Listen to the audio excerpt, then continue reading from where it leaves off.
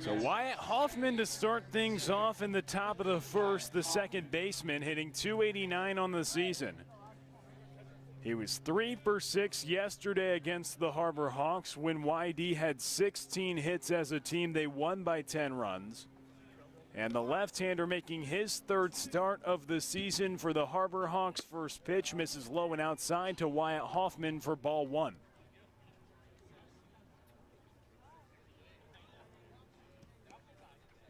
Next offering, swing and a miss from Hoffman. Count evens at a ball and a strike. Hoffman's average up to .289 after his 3 hits yesterday, facing off against Elijah Gill, the left-hander from Valdosta State University, as the fastball misses outside. 2 balls and a strike. From Jacksonville, Florida originally, and spent his first 2 collegiate seasons at St. John's River Community College.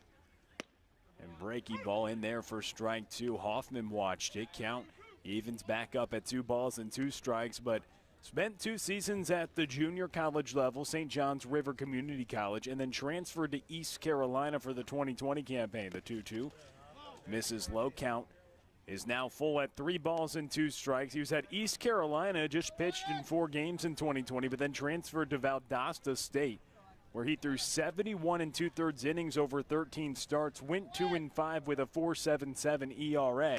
As Hoffman strikes out on the full count pitch, he swings through the fastball, and there's 1 out. But he threw the ball rather effectively at Valdosta State, was a workhorse through over 100 pitches in 6 different outings, and 2 bad outings bloomed up his ERA to 4.77. 36% of his earned runs came in 2 different outings when he gave up 7 in both of those, but he let up 3 earned runs or less in 9 of his 13 starts as Tanner Smith watches the first offering from the lefty for strike 1. Smith leading the team with 18 runs driven in and 16 runs scored. He's been a consistent mainstay atop the order as he takes the breaking ball for strike 2, now in a hole. But driving in runs to pace the team and scoring runs, he's manufactured some runs for YD, hitting behind Wyatt Hoffman and Brooks Lee, and Dominic Keegan hitting behind him. It's the second straight first-inning strikeout for Wyatt Hoffman. He struck out on the full count offering, and now Tanner Smith, the 1-2. Grounded right side, Trent Taylor at second, gloves it on a couple hops, and over to first to Zane Harris for the second out here in the top of the first. So Hoffman struck out, Tanner Smith grounded out, and now Brooks Lee will come to the plate. Brooks Lee yesterday went 2 for 3 with 2 runs scored, or RBI, and a walk. And he's on a 6-game hitting streak, hitting .423 on the season with 5 home runs, 3 doubles, and 12 runs scored, and he takes the first pitch for strike 1. Swinging it from the right side with the lefty on the mound. The switch hitting shortstop, the 0-1, swing and a miss, and now in an 0-2 hole. The third start for the lefty. He last pitched on Monday against Cotuit when the Harbor Hawks won 15-5. All of his starts have been here at McKeon Park at home. And the pitch fouled away by Brooks Lee. Count still no balls, 2 strikes. He's 1-1 with a 9.39 ERA through 2 starts for the Harbor Hawks. He's thrown 7 2/3 in those 2 starts with 4 walks, 3 strikeouts, and 10 hits surrendered. Brooks Lee hits it up the middle and through a Kyle Ball who shaded to his left, but a single up the middle toward the left side for Brooks Lee on the ground, and he has himself a hit. He's now 15 for his last 25 as Brooks Lee continues to say scorching hot. If you do the math and carry the one that's hitting 600, 15 for his last 25, he's aboard on first base with 2 outs. But calmly increasing that batting average that's already at .423 as the season is nearly over. First pitch upstairs to Cody Huff. And if there were a player of the game awarded, of course, no doubt would go to Cody Huff for his performance yesterday. 4 for 5, 2 runs scored, and 6 runs driven in with 2 home runs in his first 2 at-bats. The 1-0 misses outside. Now 2 balls and no strikes. Brooks Lee, the runner at first. Cody Huff at the plate. No score here in the top of the first. With 2 outs and YD at the plate against the lefty Elijah Gill. Gill takes a deep breath, then checks over at Brooks Lee on first base, back in time. Gill was the 9th-ranked left-handed prospect in the state of Florida coming out of high school, originally from Jacksonville. But now pitching at the Division II level at Valdosta State as Cody Huff fouls back the 2-0 fastball. 2 balls and a strike now. Cody Huff hitting .136 against left-handed pitchers on the season. But Gill, in his 3rd start in the Cape League, he has thrown in 4 different collegiate seasons when you count his 2 years at the junior college level, as his pitch misses in the dirt and count is now 3 balls and a strike. His 1 season at East Carolina, which didn't exhaust any eligibility, and then his past season here in 2021 at Valdosta State. Cody Huff smacks it to center field. He has himself a hit. Runners on first and second now as Brooks Lee advances to second, and Cody Huff with a line drive single to center field. So back-to-back 2-out singles brings up Chase Luttrell. Cody Huff was really swinging the bat well over the past few weeks, but was hitting into bad luck, was hitting the ball hard but getting out, and now those balls are falling down for Cody Huff, and that's just how the game of baseball can work. Cody Huff now 5 for his last 6 at the plate. Chase Luttrell, first pitch swing, grounds it left side over to Kyle Ball, and on to first base. Zane Harris makes the stretch, and Chase Luttrell retired on the ground out. So no runs on 2 hits, 2 left on for YD. In the middle of the first, no score from McKeon Park on the YD Red Sox Baseball Network.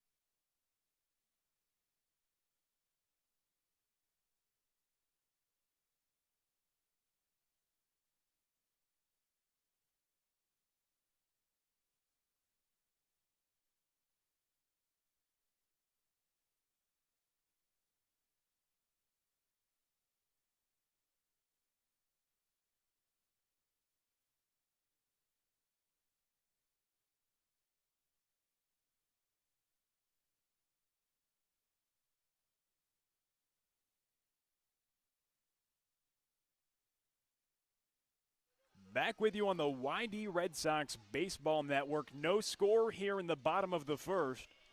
And Pat Gallagher gets the nod for YD, the 6'1", 205-pound right-hander out of UConn, making his 6th start for YD.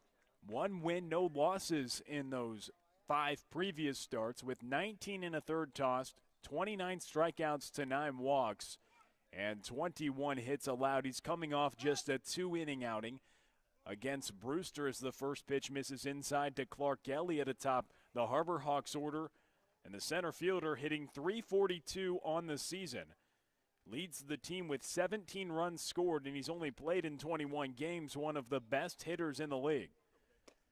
And takes the next offering for strike one from Gallagher as he utilizes the off-speed pitch to notch the strike zone on the outer corner. Opponents hitting .273 against Gallagher this season, the 1-1. Hit hard right side. Wyatt Hoffman stays down on it at second. Over to first to Drew Bowser in time, and Elliott is retired. And Clark Elliott, someone who going into yesterday's game was the leading qualified hitter in line to be the batting champion, but yesterday went 0 for 4. His first 0 for 4 performance against an Eastern Division opponent since the second game of the season that he played, and he grounds out on the first at-bat. Here to Pat Gallagher, one gone, Dominic Johnson at the plate. And Johnson hitting .255 on the season, but he's hitting .316 over the last 10 games. The Harbor Hawks have started to swing the bat better. They're hitting .233 as a team overall on the season with a 7-26 record, but hitting .277 over the last 10 games. When Clark Elliott, Dominic Johnson, Luke Mann, and Kyle Ball, they've all really swung the bat well atop the Harbor Hawks order as the strike is called. Pat Gallagher, 1 ball, 1 strike, 1 out, bottom of the first, no score, nobody on. Whitey did have 2 hits with 2 outs in the top frame of the first, but both were stranded. Gallagher, high fastball, and Johnson is tardy, 1 ball and 2 strikes. 89 miles per hour on the fastball from the Yukon right-hander. And Gallagher, he had a lot of success against the Harbor Hawks last time he pitched at McKeon Park. The 1-2 from Johnson, it's fouled away right side. But Gallagher threw the ball effectively, the right-hander. His lone win on the season, it comes against the Harbor Hawks when he had his best start of the year, 5 innings and just 1 run allowed, with 11 strikeouts and no walks during the contest. He was the number 3 starter for the Yukon Huskies. This past year's it's fouled away left side by Dominic Johnson. Hitting here with nobody on and 1 out in the bottom of the first. As Clark Elliott, the leadoff hitter, grounded out to the right side. Hyannis just hitting .156 as a team in the 2 meetings against YD, where they've outscored the Harbor Hawks 19-3. Right back to Gallagher, loses his glove but knocks it down, throws it to Drew Bowser at first, and there's 2 outs. Pat Gallagher finishes his pitch, the ball right back at him, and it hits the leather. He loses his glove but stays with it, goes and finds the ball, picks it up with his bare hand, fires it to Drew Bowser, a low throw, but the first baseman made the scoop, and there's 2 away. 2 ground outs for Gallagher, and that brings up Luke Mann with nobody out, or 2 outs rather, but nobody on here in the bottom of the first. No score, but Gallagher making a nice play.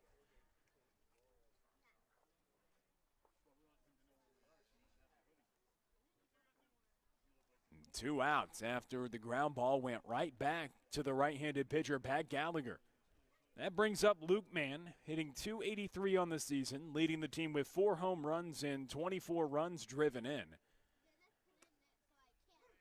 And takes the first offering from Gallagher for strike 1, a fastball on the inside corner. But Mann has really swung the bat better as of late, hitting .324 over his last 10 games.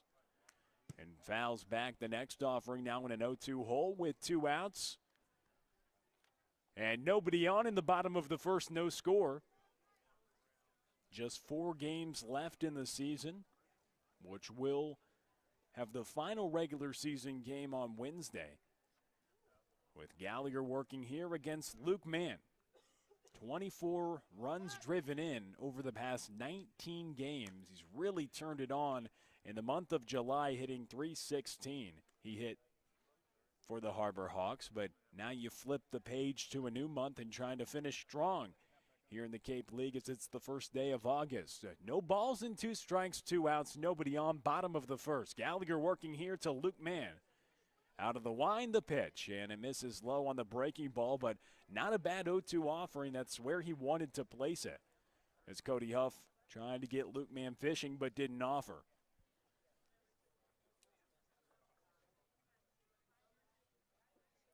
Gallagher for the 1-2. And Luke Mann goes chasing in the dirt on the changeup from Gallagher, and he goes down on strikes. No runs, no hits, no errors, and nobody left on in the bottom of the first after one no score on the YD Red Sox Baseball Network.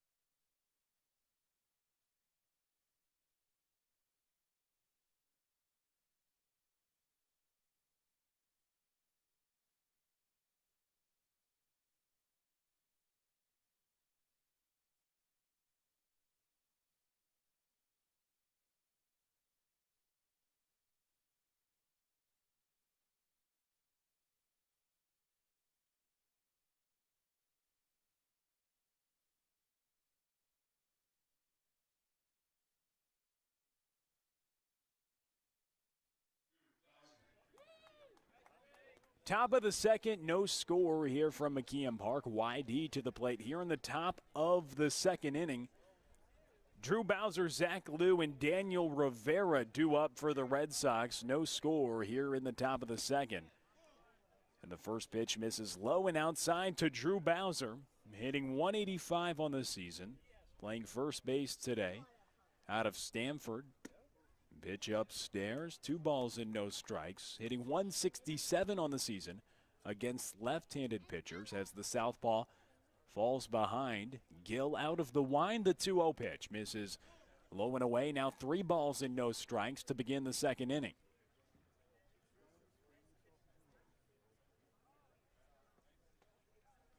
Gill gets the signs from Proto, and the 3-0 pitch misses low. Drew Bowser gets aboard on a 4-pitch walk to begin the second inning. That brings up Zach Liu.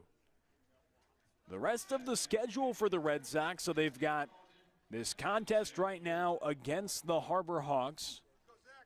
And then tomorrow they will host Chatham at 4:30. On Tuesday, they travel to Cotuit. And then they finished the season at home against Cotuit on Wednesday. So Monday, they play Chatham. On Tuesday, they play Cotuit. And on Wednesday, they play Cotuit at Red Wilson Field to finish the regular season. As 5 straight balls to begin the top of the second from left-handed starter Elijah Gill. Gill comes set with Drew Bowser, the runner at first base, nobody out. And it's fouled back by Zach Liu. 1 ball and 1 strike. Daniel Rivera waiting on deck, making his first start as a YD Red Sox. 3 for 3, though, with a double and 3 walks. And now getting the starting nod. Gill with the pickoff attempt, but it goes wide, gets behind Zane Harris, and Drew Bowser's going to take second. He's rounding into third and going to get there in time. The pickoff throw goes wide. Drew Bowser takes 2 extra bases, and all of a sudden the go-ahead run waiting 90 feet away as Drew Bowser takes 2 bases here with nobody out in the top of the second.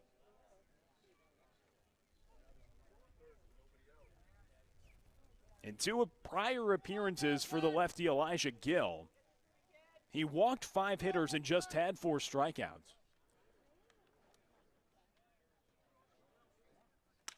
Zach Liu cracks it up the middle, bounces twice and then into the glove of Clark Elliott, but Drew Bowser comes around to score on the RBI single from Zach Liu, and it's a 1-0 lead for the Red Sox in the top of the second. Drew Bowser reaches on the 4-pitch walk, and Zach Liu comes through with the RBI single after Drew Bowser advanced 2 bases on the wild pickoff attempt throw. And that puts Zach Liu on first base after the RBI single. And Daniel Rivera at the plate, the designated hitter who's 3 for 3 on the season for the Red Sox. First pitch swinging, fouled away and out of play. It was Zach Liu who was in motion.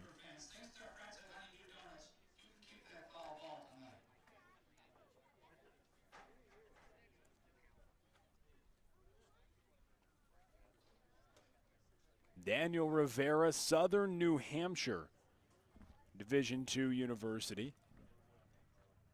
Has a OPS above 2,000 as the pitch misses upstairs. With his 3 for 3 mark with a double and 3 walks. But he's a career .307 hitter at Southern New Hampshire, a very formidable Division II university. And hit .319 this past season, the 1-1. Popped up, right side, foul, and out of play. But Rivera, he played in the Futures League and the NECBL this summer before arriving on the Cape. So he's bounced around a little bit, been a little bit of a journeyman just in the summer of 2021. 1 ball and 2 strikes with no outs and Zach Liu, the runner aboard at first base. And it's going to be Elijah Gill who calls up catcher Ryan Proto to talk things over as they want to discuss what this 1 ball, 2 strike pitch to Daniel Rivera is going to be, hitting here in the top of the second. YD already with 1 run across. 3 hits already against the left-hander. Nobody out, top of the second. And he steps off with Rivera at the plate. Rivera has hit .258 against left-handed pitchers this past season at Southern New Hampshire. Zach Liu at first, being held by Zane Harris. And the 1-2 pitch misses high. And count evens at 2 balls and 2 strikes. Of course, with YD needing to be perfect and also needing Harwich to go winless. Harwich is winning right now 2-0 in the bottom of the second. That game at White House Field at Harwich, and Rivera chases the high fastball. He's down on the strikeout. So now 1 out here in the top of the second. A 1-0 lead for the Red Sox after Rivera strikes out. First time he's been out this season. And Tyler Williams now comes to the plate with 1 on and 1 away. In the top of the second, 1 already across for YD as well. The top of the lineup and Wyatt Hoffman is on deck. Williams first pitch swinging and fouls it away right side in front of the YD dugout. The center fielder, Tyler Williams, hitting .108 on the season. 4 hits and 37 at-bats. The 0-1, Williams swings on the first offering once again, and now no balls and 2 strikes. Williams is 0 for 8 since his 2 for 3 game against Harwich on July 21st. That was his first 2-hit game of the season. Takes the pitch outside on the 0-2, so count now 1 ball and 2 strikes with 1 out. Williams at the plate, Zach Liu still at first. He had an RBI single earlier this inning to give YD a 1-0 lead. Williams this past season hit .288 at Arkansas Little Rock. And it's grounded up the middle. Gloved by Kyle Ball at short, on to second to Trent Taylor, but the throw is low to Zane Harris. He can't scoop it up, and Tyler Williams gets aboard on the 6-4 fielder's choice. But Williams, he had a lot more success this past season in situations where you would like hitters to have success. Hit on the season .288, as mentioned, however, hit .417 with runners in scoring position. But just .206 with the bases empty. So when he had runners aboard, overall hit .369. But grounds into the fielder's choice there. He's aboard on first base with 2 outs. Wyatt Hoffman at the plate takes the first pitch for strike 1. Hoffman with a solid game yesterday, went 3 for 6 with 2 runs driven in and hitting .550 this 4 games. and has 4 runs driven in during that stretch. And the 1-1. This is outside from Elijah Gill. And now 2 balls and a strike. Tyler Williams, the runner at first. 2 outs here in the top of the second. YD leading by a run, 1-0. With Gill working here to Wyatt Hoffman. 2 balls and 1 strike the count. The lefty from Valdosta State delivers the pitch inside. Tyler Williams is off. He dives into second. The throw goes into center field beyond a diving Kyle Ball. But Williams stays put at second and swipes the bag. His first stolen base and the 18th as a team for the Red Sox. With Briley Knight and Chase Luttrell leading the team with 5 apiece. Tyler Williams, though, with some of the most speed on the team, just being his first bag that he's swiped on the season. Wyatt Hoffman now hitting. You know how good he's been with runners aboard and runners in scoring position. 3 balls and a strike and the pitch. Wyatt Hoffman fouls it off his leg, and then it goes back to the pitcher, Elijah Gill. And that's a situation where you say, ouch, when you're at the plate. Right back on his lower left leg, where a lot of hitters will wear protection to prevent those things from happening, not only from getting hit on the lower portion of your leg, but sometimes for foul balls as well. But it nicked Hoffman, shaken up for a little bit. Levante Palmer, the home plate umpire, giving Hoffman a minute as he goes and exchanges balls, gives the left-hander Elijah Gill a new one. And we're set now for the payoff pitch. 3 balls and 2 strikes, 2 outs. Tyler Williams, the runner at second. The pitch misses outside, and that's ball 4. Breaking ball just missed the strike zone. And the second walk issued by Elijah Gill in this inning. He led off this inning with a 4-pitch walk to Drew Bowser and then attempted to pick him off. The throw went wide. Bowser got to third, and Zach Liu drove him in. Then Rivera struck out. Williams grounded into a fielder's choice, so he got aboard. He's on second. Now Hoffman draws the walk. That brings up Tanner Smith. First pitch swinging, grounded right side, gloved by the first baseman Zane Harris, and he goes and steps on the bag to beat Tanner Smith. And he's retired on the 3 unassisted.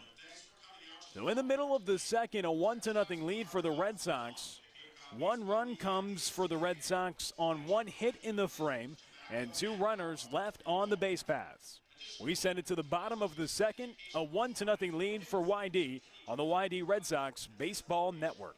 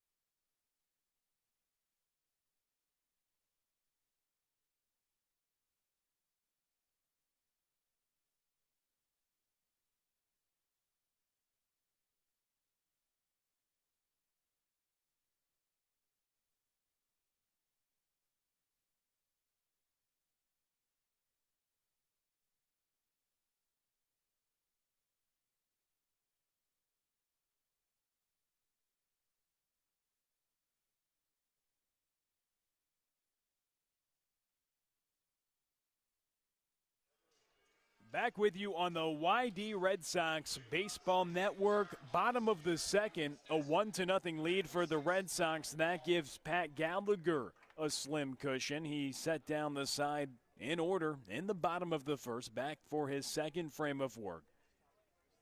Kyle Ball, Zane Harris, and Ryan Proto due up for the Harbor Hawks here in the bottom of the second.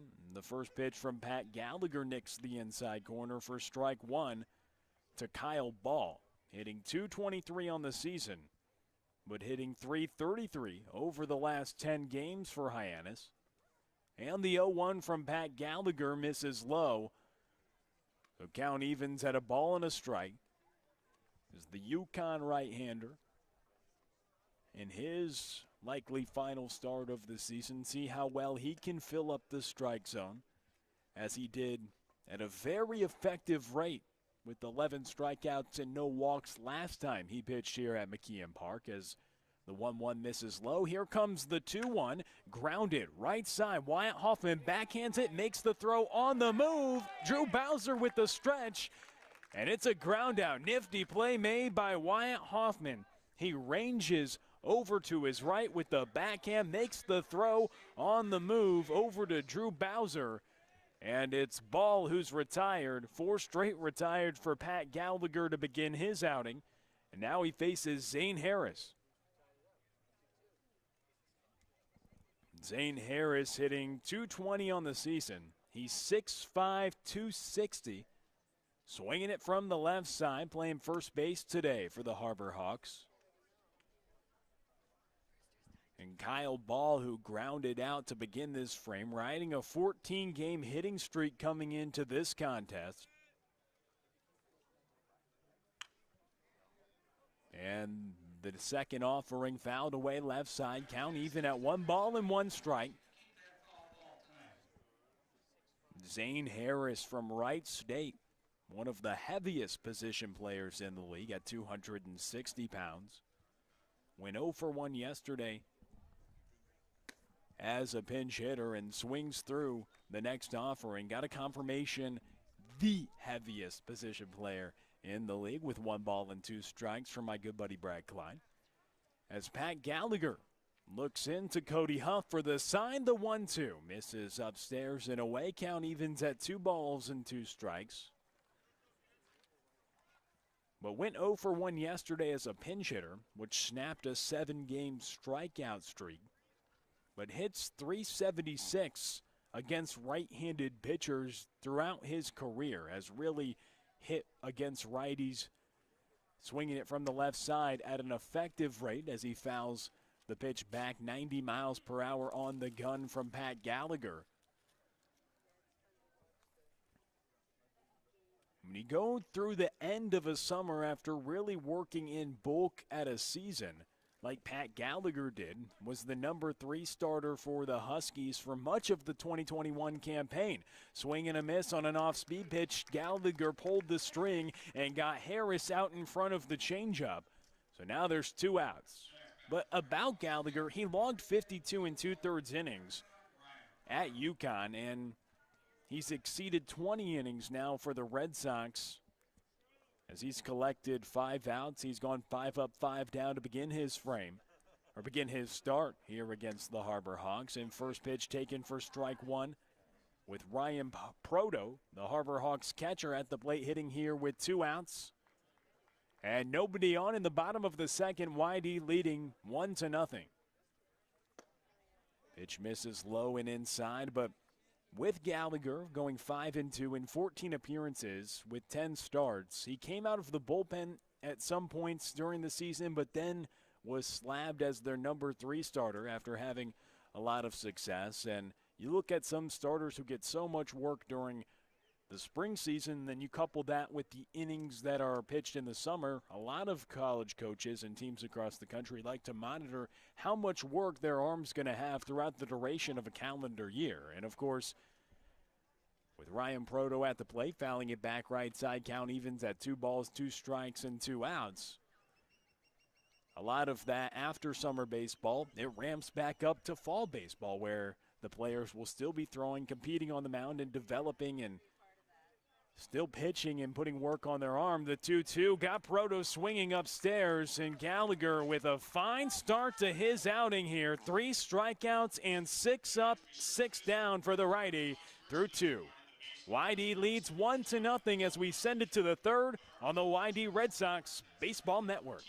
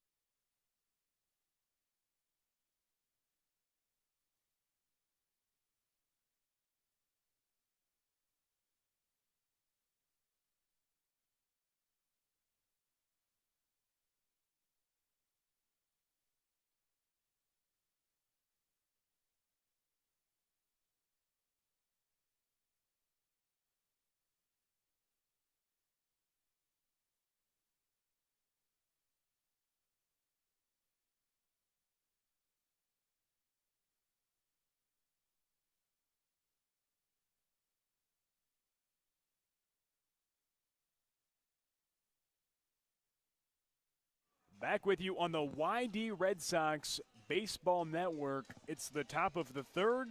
YD has a 1-0 lead, and Brad Klein is going to carry you through the middle frames. Oh, thanks, Will. Brad Klein here with you from McKeon Park, and Hyannis down by 1 in the top of the third inning with YD sending Brooks Lee to the right-handed batter's box, the switch hitter facing Elijah Gill.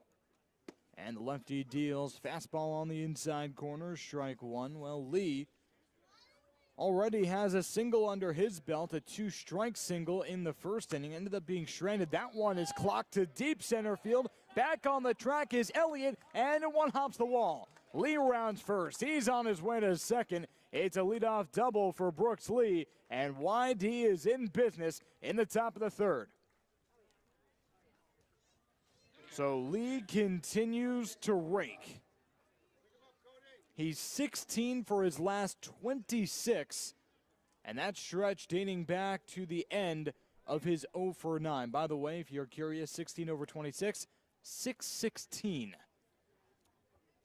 And in a pretty good spot with Cody Huff, who just could not be hotter at the dish from the right side.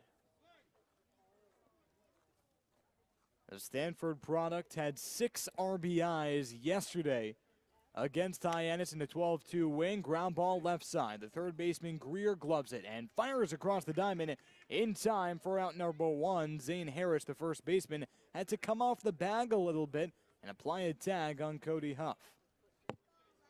And Brooks Lee advances to third with Greer not checking him back. So Lee on third base, Chase Luttrell, the lefty from Long Beach State, at the dish. The infield is in. A wicked curveball slices the zone for strike 1. So after Brooks Lee's 4th double of the season, he gets on second base, advances to third on the fielder's choice, and now Luttrell shows bunt, can't pull back. Instead, he fouls it off of the thigh of Ryan Proto.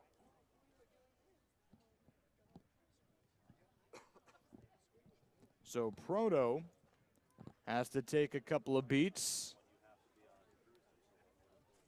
The home plate umpire, Levante Palmer, trots over to the mound and hands the ball to Elijah Gill. Gives Proto a couple of seconds to cool off. It's no balls and 2 strikes. Chase Luttrell showed bunt there. Can't imagine the bunt would still be on. Talking to his head coach, Eric Valenzuela from Long Beach State yesterday. And he said that he's been very happy with the way Luttrell has been able to piece together productive at-bats, small ball included. The 0-2 grounded up the middle into center field, a base hit. Brooks Lee comes around to score. It's the 14th RBI of the year for Chase Luttrell. It comes off a single, and YD leads 2-0 in the top of the third. So Luttrell not trying to do too much against the lefty. It's his 2nd straight day that he has a hit against a lefty from Hyannis. Evan Webster was yesterday's victim. So Brooks Lee starts off the inning with a double and comes around to score 2 batters later. And now it's Drew Bowser's turn, pokes it foul, out of play to the right side.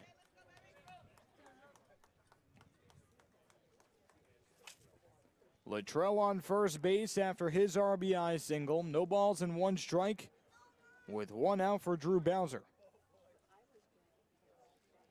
Gill comes set at the belt. Kicks and deals, and the breaking ball is swung through for strike 2.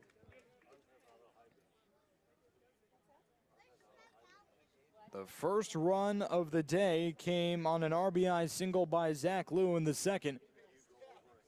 Then it was Chase Luttrell's turn in the third. The 0-2 to Bowser. Outside, ball 1.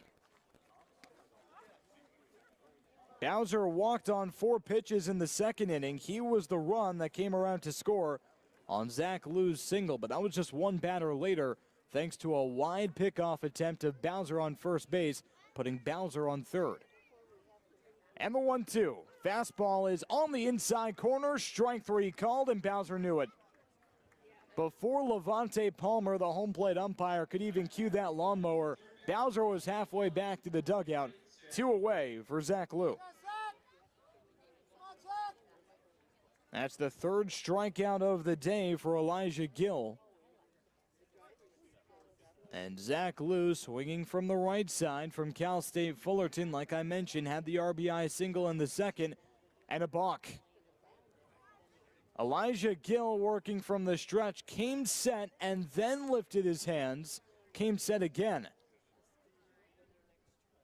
And Mike Rabideau playing behind him, umping behind him, pointed it out. I will say that it seemed pretty apparent that Gill might have been doing something a little bit funky with his delivery, especially from the stretch in the Bowser at-bat. But he wasn't called out on it. That one was a bit of a caricature of the first offense. No balls, one strike on the fastball on the inside corner. Infield is straight up on Zach Lou, 1 for 1 on the day. Chase Luttrell takes off for third really early, and he timed it out really well. No throw. Elijah Gill had no business not throwing back on Luttrell, taking about 10 to 15 steps off the bag. The 6th stolen base of the season for Chase Luttrell. That leads the team. And you could tell that wasn't even a steal sign sent in by Pickler. 1-1 fastball high. Luttrell just read the pitch and read the way that Gill has been pitching from the stretch especially. And now he reverts back from the windup, pitching on the third base side. Elijah Gill, the 2-1 from the windup, fouled back to the screen.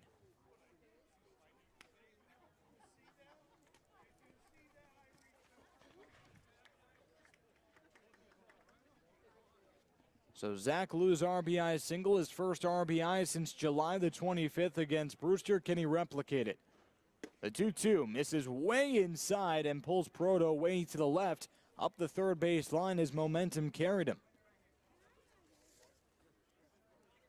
So Elijah Gill from Valdosta State University, a Jacksonville, Florida native. The lefty deals. Breaking ball in the dirt. Zach Lou checked his swing.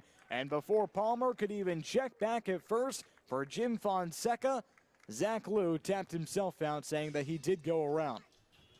That's strike three. Back-to-back strikeouts bail Elijah Gill out of trouble, but not before Whitey gets another. Brooks Lee with the double, and it was Chase Luttrell, the RBI single. 1 run, 2 hits, and 1 left on. In the middle of the third, it's Whitey 2 and Hyannis none right here on the Whitey Red Sox Baseball Network.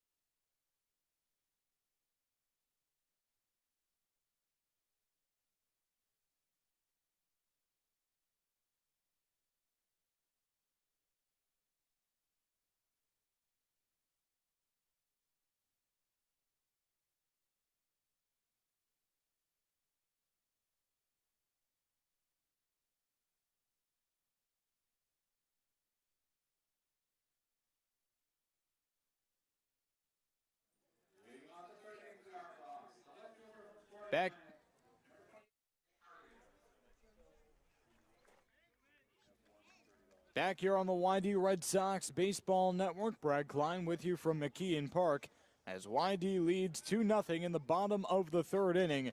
And Pat Gallagher working through 2 perfect innings. First pitch fastball misses low for ball 1 to Mitch Hartigan.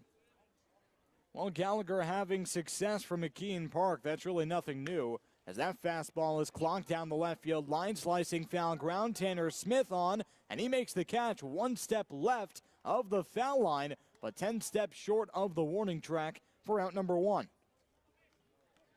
Well, Tanner Smith was playing pretty deep. That allowed him to catch up to the ball in time. But again, playing off the line, that's why he had to really get his cardio in there. So 1 out in the top of the third inning. Brewster, by the way, has tied it up 2-2 against Harwich from Winehouse Field. And as a reminder, the Red Sox are 1 Mariners win or 1 Windy loss away from being eliminated.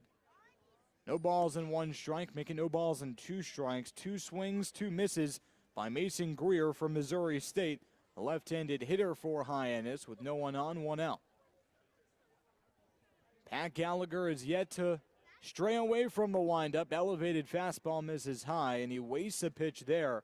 Gallagher otherwise has been pretty efficient. Coming up on his 35th pitch of the day, 23 strikes thrown. And the 1-2 from Gallagher.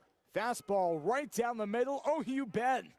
Pat Gallagher, his 4th strikeout of the day. 2 away in the bottom of the third. Gallagher had 11 strikeouts the last time he was in Hyannis. The Red Sox, as a team, threw for 19 because Ross Dunn tag teamed for 8 after Gallagher.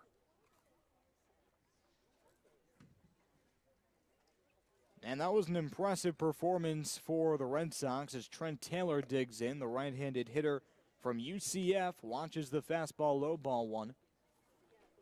That was an impressive performance for the Windy Red Sox, and they were happy about that. They were feeling themselves after. But less than 24 hours after that, Hyannis struck out 19 times again, that time against Chatham. Elevated fastball by the shoulders, ball 2 to Taylor. Trent Taylor went 1 for 3 yesterday. 2 balls and 1 strike after the fastball. No one on, 2 outs. The Red Sox lead 2-0 in the bottom of the third inning. And Pat Gallagher from the windup makes it 2-2 on the fastball. That might have been low, but Cody Huff stole a strike.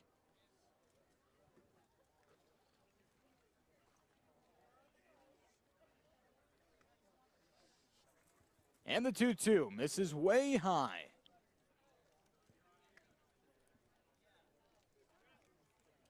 So the count is full with 2 outs. To Trent Taylor. And the payoff pitch. Fastball is whacked to shallow left field. That gets down for a base hit. The first base runner that Gallagher has surrendered. 8 perfect outs recorded. 8 straight outs recorded to start his day. But the 9-hitter Trent Taylor dumps it into left field.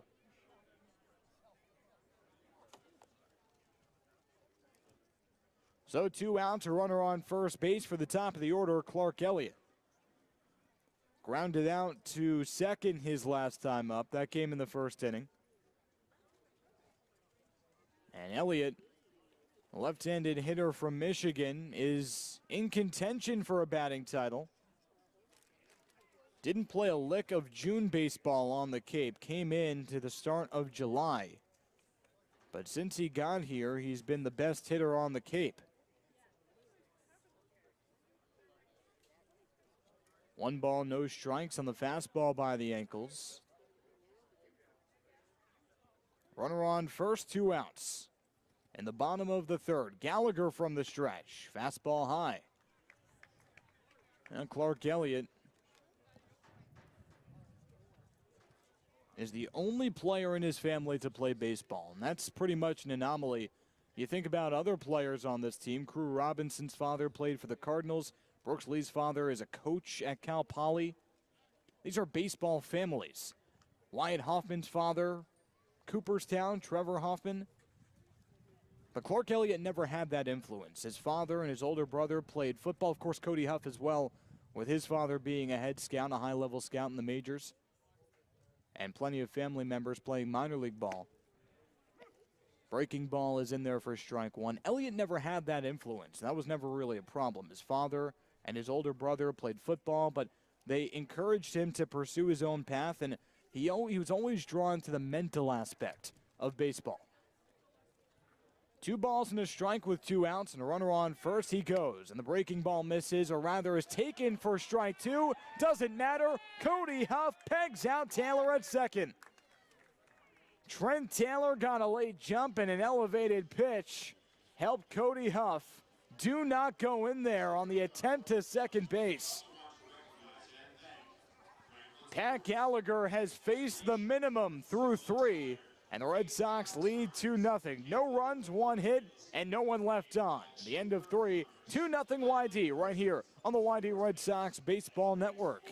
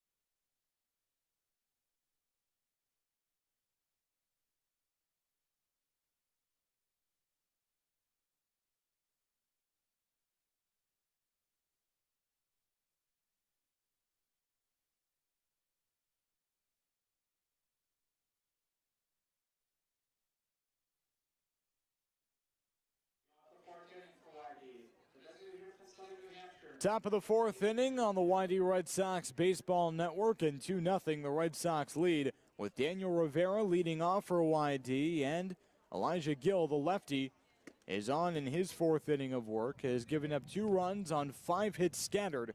Fastball on the inside corner to Rivera, strike 1. Now working from the windup, and the fastball again misses by the ankles. 1 ball and 1 strike, and the windup with no one on is really not an issue for Gill, but that was something that Luttrell figured out on base at second, stole third in the last inning. That's something to look out for, because the Red Sox have a really good lead, a really good perspective on the way he delivers. And a foul ball left side. 2 balls and 2 strikes to Daniel Rivera, who's a .333 hitter as a leadoff man at Southern New Hampshire career. Powerhouse D2.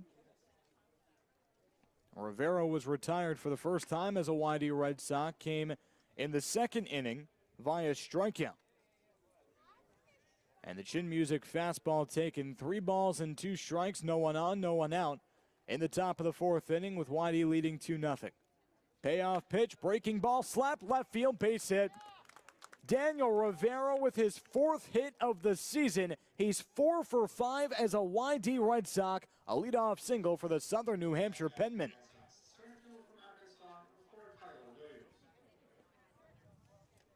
Well, Rivera just continues to rake, making the most of his first ever start.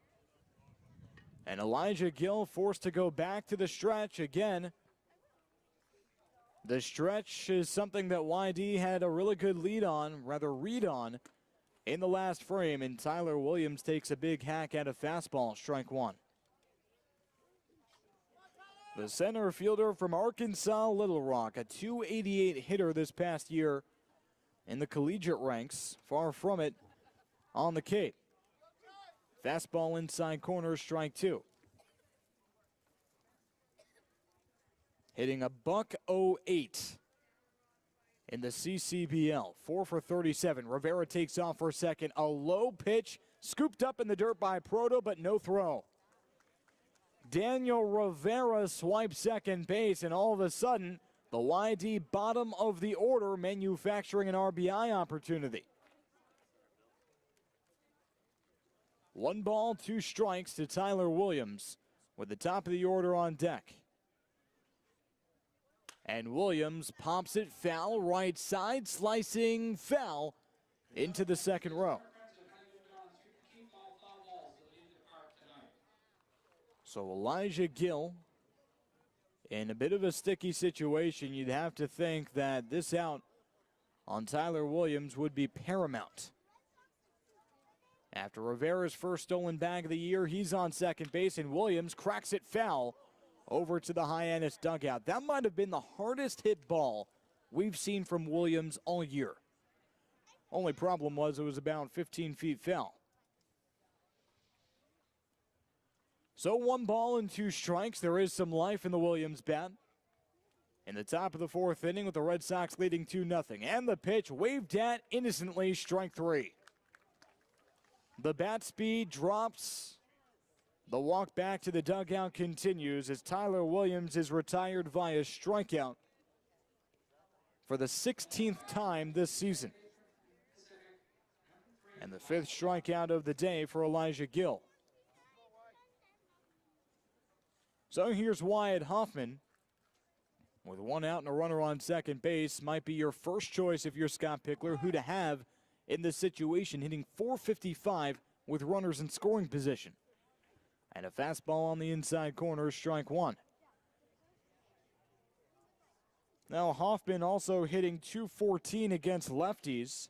Struck out in the first and walked on a full count in the second.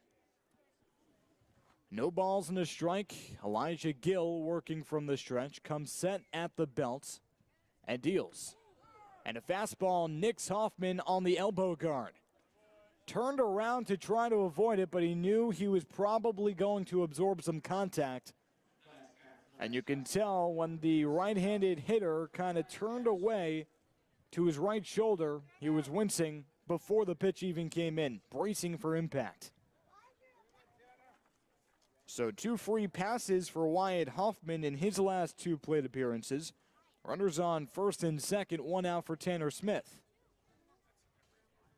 And Hoffman has really been beaten up today as Smith, the lefty from Oregon, watches the breaking ball, strike 1. Had the foul ball off of his left ankle earlier in the game, eventually resulting in the walk.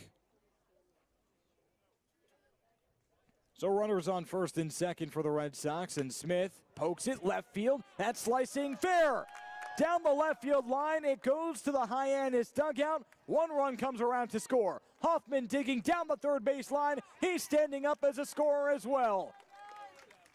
It's a 2-run double for Tanner Smith, and YD multiplies their lead 4-0, the 20th RBI of the season for Tanner Smith.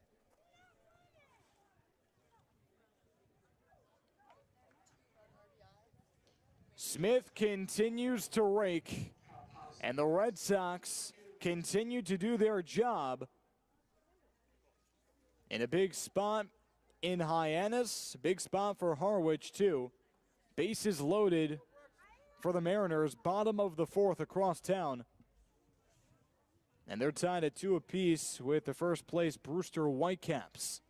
Brooks Lee, the switch hitter, turns to the right side.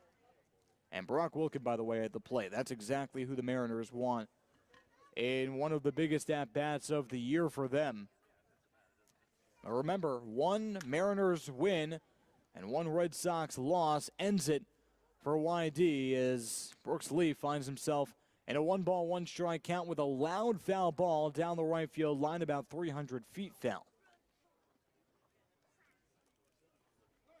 Brooks Lee on a 7-game hit streak, hitting .438. And Lee fouls it back to the screen. It's a 5th multi-hit game during his 7-game hit streak. Already has a double, came in the 3rd, and a 2-strike single in the 1st. Now 1 ball and 2 strikes to Brooks Lee with a speedy Tanner Smith on second. There's the pitch outside for ball 2. 81-mile-an-hour changeup to Brooks Lee. The fastball's been around 88, 89 from Elijah Gill.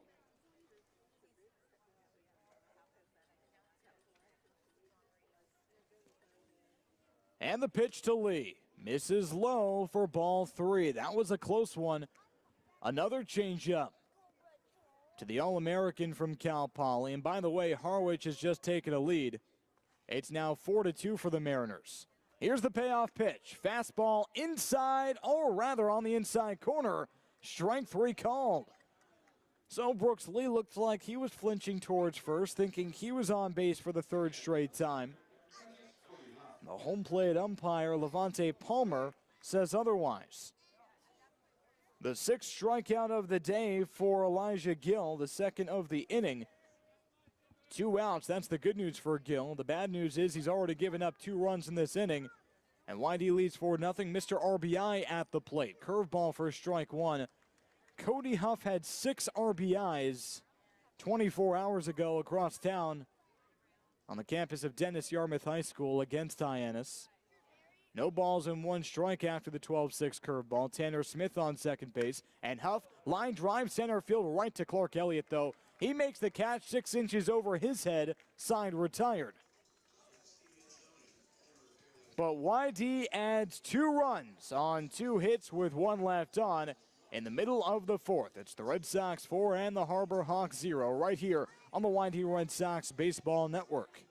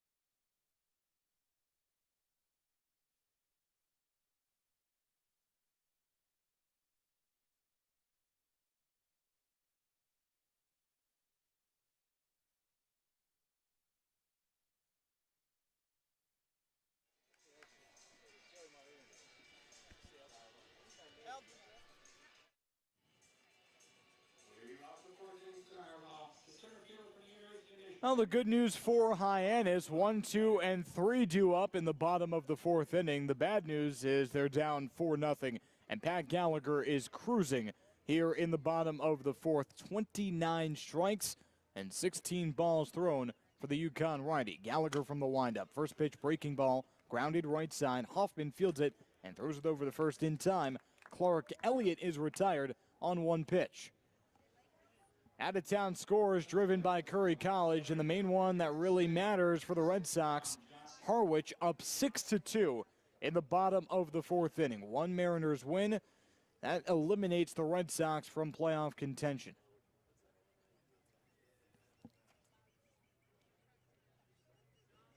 And Clark Elliott is retired in this little 2-game series. He's 0 for 6 against YD. Dominic Johnson ain't 0 for 6, though. That's his first hit of the day. A line drive to right field, a 1-out single for Dominic Johnson.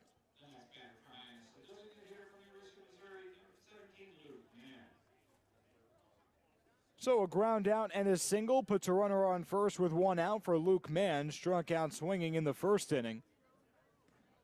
Pat Gallagher so far, though, he's been really good. Only 4 strikeouts, which is a step down from his 11 strikeouts, but certainly pacing himself for a pretty good day.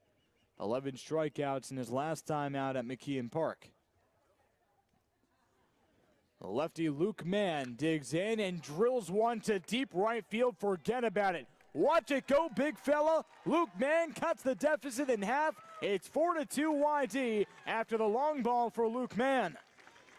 His 5th home run of the year, 25th and 26th RBIs of the season. And the Red Sox lead 4-2.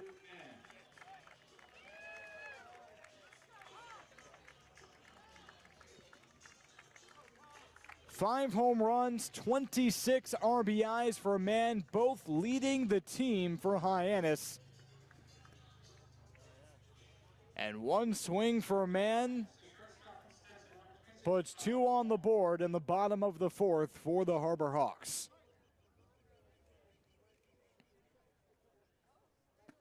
That's now 26 RBIs over his last 20 games played. Luke Mann having an absolutely ridiculous July. 1 ball and no strikes to the cleanup hitter, Kyle Ball. And Ball pokes it foul. Now, velocity is something to look out for Pat Gallagher, not only as the day continues, but as the season continues. And as the season has continued, velocity has dipped. 88 miles an hour on that last fastball.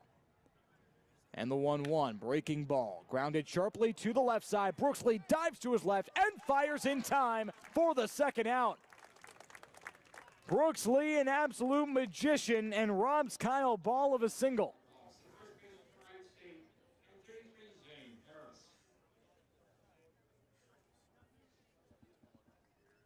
Two outs in the bottom of the 4th inning. Pat Gallagher getting some much-needed help as he's showing some signs of weakness. 50 pitches into his day. 2 outs in the bottom of the 4th inning, and Zane Harris, the hefty senior from Wright State, takes the first pitch fastball low, ball 1.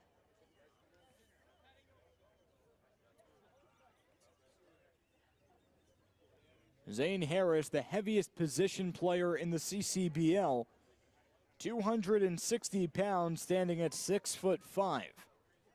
Fouls it back to the screen, 1 ball, 1 strike. 2 outs, no one on, with YD leading by 2. They were leading by 4 about 5 minutes ago, and then Luke Mann tattooed a 2-run home run. And Zane Harris taps it right side. Bowser, the first baseman, comes off the bag and flips it over for a covering Gallagher at first base, side retired. So YD leads 4-2 at the end of 4, right here on the YD Red Sox Baseball Network.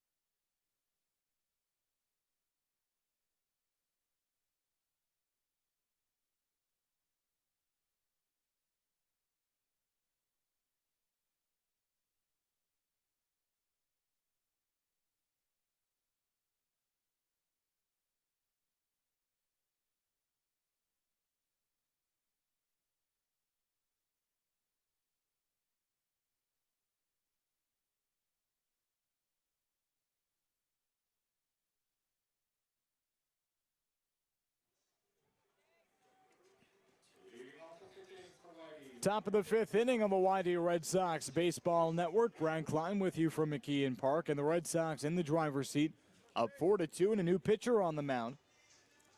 For Hyannis, Austin Wallace, the lefty, comes in to relieve the southpaw Elijah Gill. His day is done. 4 innings, 7 hits, 4 runs, only 3 of them earned, 2 walks and 6 strikeouts. Chase Luttrell, the first batter facing Austin Wallace. First pitch fastball, strike 1. Well, Wallace with a 5.78 ERA. This is his 10th appearance, 18 2/3 innings pitched. Big wave and a miss for Luttrell, strike 2. 13 strikeouts, 14 walks for Wallace. Only had 3 appearances in 2 seasons for Texas. 4 career innings pitched, and the breaking ball misses way outside, trying to get Luttrell fishing. To no avail, 1 ball, 2 strikes. His last outing on July 26th, Wallace in a 15-5 win went 2 1/3 scoreless.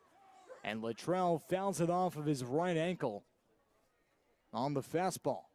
Bends down to his Adrian Beltre knee and takes a few beats. Luttrell's been a little banged up. Nothing pressing, no actual injury to keep him out of the lineup, just a couple of bumps and bruises along the way that he's been dealing with. He stayed in the lineup, though, every day and gets back in the left-handed batter's box in a hurry. And the 1-2 to Luttrell. Breaking ball misses outside and low. Luttrell already has a hit on a lefty. It was an RBI single to center in the 3rd inning. That was the 2nd run on the day for YD. And Luttrell, ground ball up the middle, ranging to his right. Taylor, the second baseman, weak throw to first, not in time. An infield single for Chase Luttrell, his 2nd hit of the day. And YD has a leadoff base runner.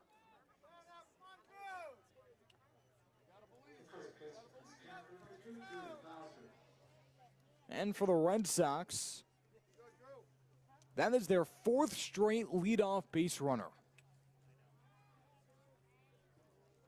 Drew Bowser, the righty from Stanford, digs in. By the way, Chase Luttrell, 3 for his last 4 against lefties. Going into this game, hitting a .182 against the Southpaws. 1 ball and no strikes to Drew Bowser.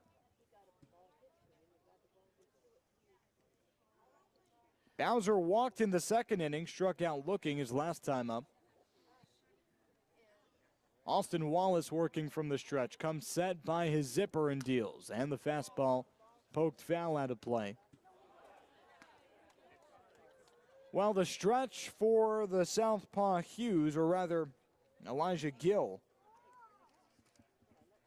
was a bit of an adventure. A couple times he didn't really come set, and once was called for a balk. But now Austin Wallace checking back the runner at first. Chase Luttrell diving in safely.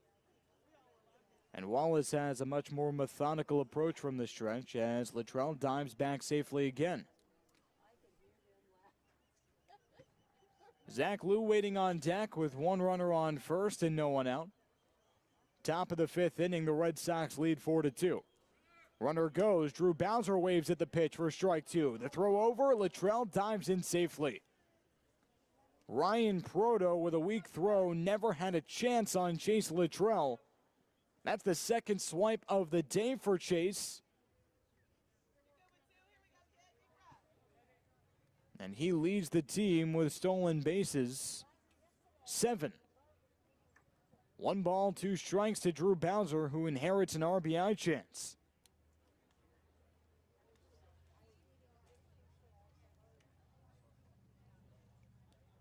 And Bowser takes the changeup outside. 2 balls, 2 strikes.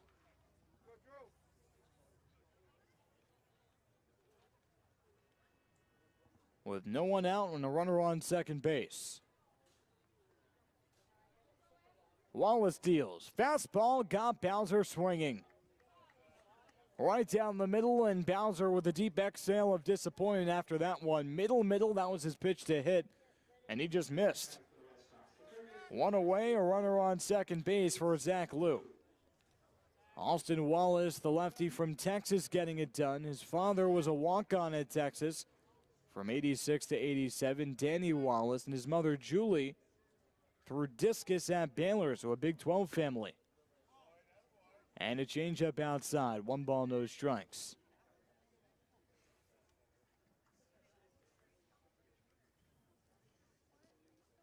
Daniel Rivera waiting on deck. Zach Liu already has an RBI under his belt. RBI single in the second.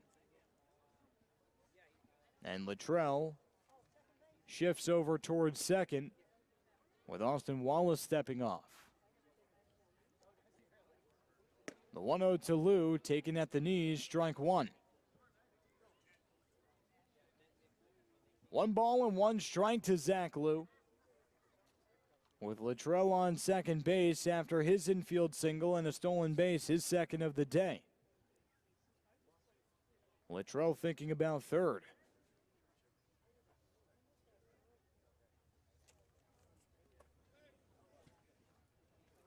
The 1-1 in the dirt, ball 2.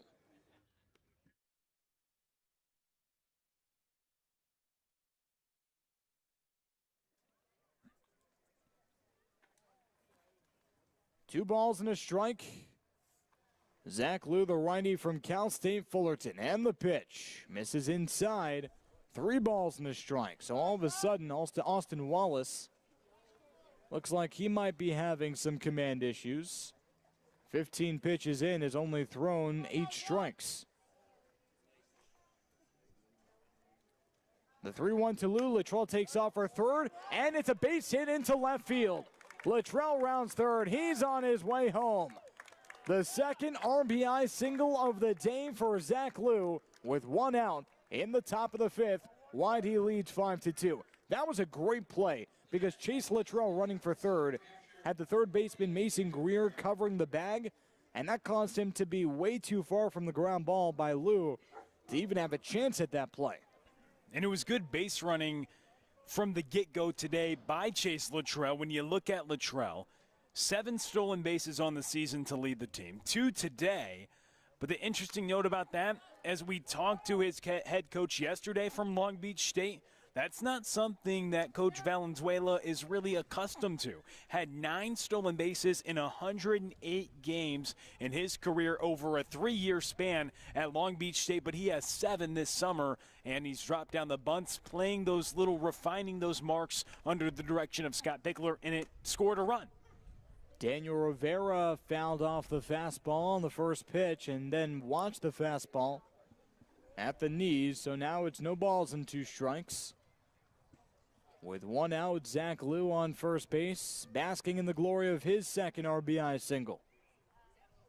And Liu scurries back to first on the throw over. And it's not an RBI single unless Luttrell is able to get in scoring position with that stolen base, so he's doing a nice job. And the interesting thing about Zach Liu is he only has 7 runs driven in on the season with the 2, including the 2 today. He has 2 multi-RBI games, though. Well, this is his third. This is yeah. his third. He's only had an RBI in 4 games this season. 3 games with 2, and then he had 1 run driven in at Chatham. So overall 7 RBIs, but just 4 games, playing in his 26th game of the season. 1 ball, 2 strikes on the high breaking ball, but ironically that Chatham game, you could argue, was his best game. 3 for 5 at Veterans Field. Yes. After an 0 for 16 start. 0 for 14 start. Drew Bowser 0 for 16. 1 ball and 2 strikes to Daniel Rivera, who singled his last time up and pops it foul ground right side out of play. Daniel Rivera has really come on and been a great addition for YD. I remember when I first saw him at batting practice, asked, I think it was Tom Vasella, no, maybe it was one of the assistant coaches, hey, who's that? As Rivera on the 1-2 fouls it back to the screen. And to be honest with you, which this isn't probably fair, but they knew I was asking for broadcast purposes. They said, don't worry, he's not going to be here very long. He's a temp filling in a hole. But all he's done is produce, and he's still here. And the 1-2 to Rivera. Misses in the dirt on the breaking ball. Ryan Proto, the catcher, scoops it in the dirt, but reaffirms the lefty Wallace, saying that's exactly where he wanted that pitch. Yeah, Rivera's done a great job this season stepping in this role with limited at-bats and producing. And a great eye there from 0-2 to 3-2. I mean, Rivera right now on the season has 4 hits in 5 at-bats, coming from a really good Division II university where he hit above 300. He's a guy who can play. And a throw over to Lou at first went way wide. That's the second time that's happened for a Hyannis pitcher. And Zach Lou trots over to second, no throw. So all of a sudden, the bases are loaded. Or excuse me, the count is full. With a runner on second, 1 out for Daniel Rivera, 4 for 5 as in his young YD career. Payoff pitch is driven to deep right center field. That's going to get down for a base hit, and one hops the wall. Rivera rounding first. He's on his way to second. Zach Lou comes around to score. That's the 6th run of the day for YD. They lead 6-2. It's an RBI double for Daniel Rivera. And Daniel Rivera, I'm telling you what, he's turning some heads so far in his limited action with YD. He now has 5 hits in 6 at-bats. And other than today, that all those at-bats were just coming off the bench in lopsided games. Now he's getting a start, has a multi-hit game, his second double, spraying the ball to the right side. And, I mean, Daniel Rivera, a guy who can play at a really high level, and he's showing why. A New Britain, Connecticut native that took his talents to southern New Hampshire, but all he did was produce there, hitting .319 this past season. And now it's Tyler Williams' turn. Line drive up the middle into center field, a base hit. Daniel Rivera is being waved around to score. The throw over by Elliott is not in time. Rivera slides home safely. Tyler Williams with an RBI single. He advances to second on the throw. And YD seizes a 7-2 lead in the top of the 5th. And Tyler Williams spraying the ball up the middle. That's where he made his money at Arkansas Little Rock, hitting with runners on base, runners in scoring position. Just hit .288, but hit way above 300 in those situations with runners on. And he comes through right there. Nice to see Williams do that. He's been actually on a couple balls today, hitting them harder than we've seen this season and doing a good job at the bottom of the order, producing with a run driven in. So now it's a runner on second for Wyatt Hoffman, one of the most dangerous hitters with runners on, and forget about it with runners in scoring position. Wyatt Hoffman hitting .455 with runners in scoring position. 1 out, 1 ball, no strikes on the fastball inside. And the pitch popped foul over the backstop and out of play. So the Red Sox doing their job, leading 7-2 in the top of the 5th inning. It's up to Harwich to lose their game. Remember, 1 Harwich win, 1 YD loss eliminates the Red Sox from playoff contention. Important to pay attention to that result. We'll keep you updated. And the 1-1 to Hoffman. Skips in the dirt, and Hoffman avoids being hit by the second pitch of the day. Harwich is leading 6-2 at the end of 5. So the Red Sox can only continue to score runs on Hyannis and hope for the best.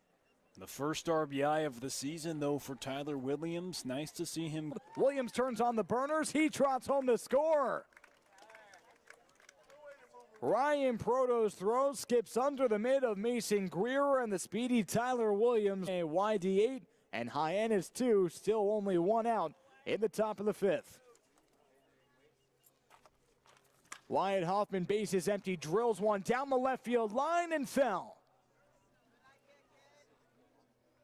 Got a good piece of that one, but tailing foul. And he just kept carrying foul, had some good arm side run on that foul ball. And Tanner Smith in the on-deck circle, he tried to edge that ball to the right side of the left field line, just kind of doing that Bo Sox, hey, get over scenario. So the count is full now with 1 out. And no one on to Wyatt Hoffman. Payoff pitch, fastball, popped up, right side, shallow right field. Zane Harris is under it, and the first baseman squeezes his glove to make the catch for out number 2. So Hoffman is hitless on the day through 4 plate appearances, a walk and a hit by pitch. He can find solace in 2 outs, no one on for Tanner Smith. Tanner Smith, he's still producing at a high level for the Red Sox with his 2 RBI knock in the 4th. Now has 20 runs driven in on the season.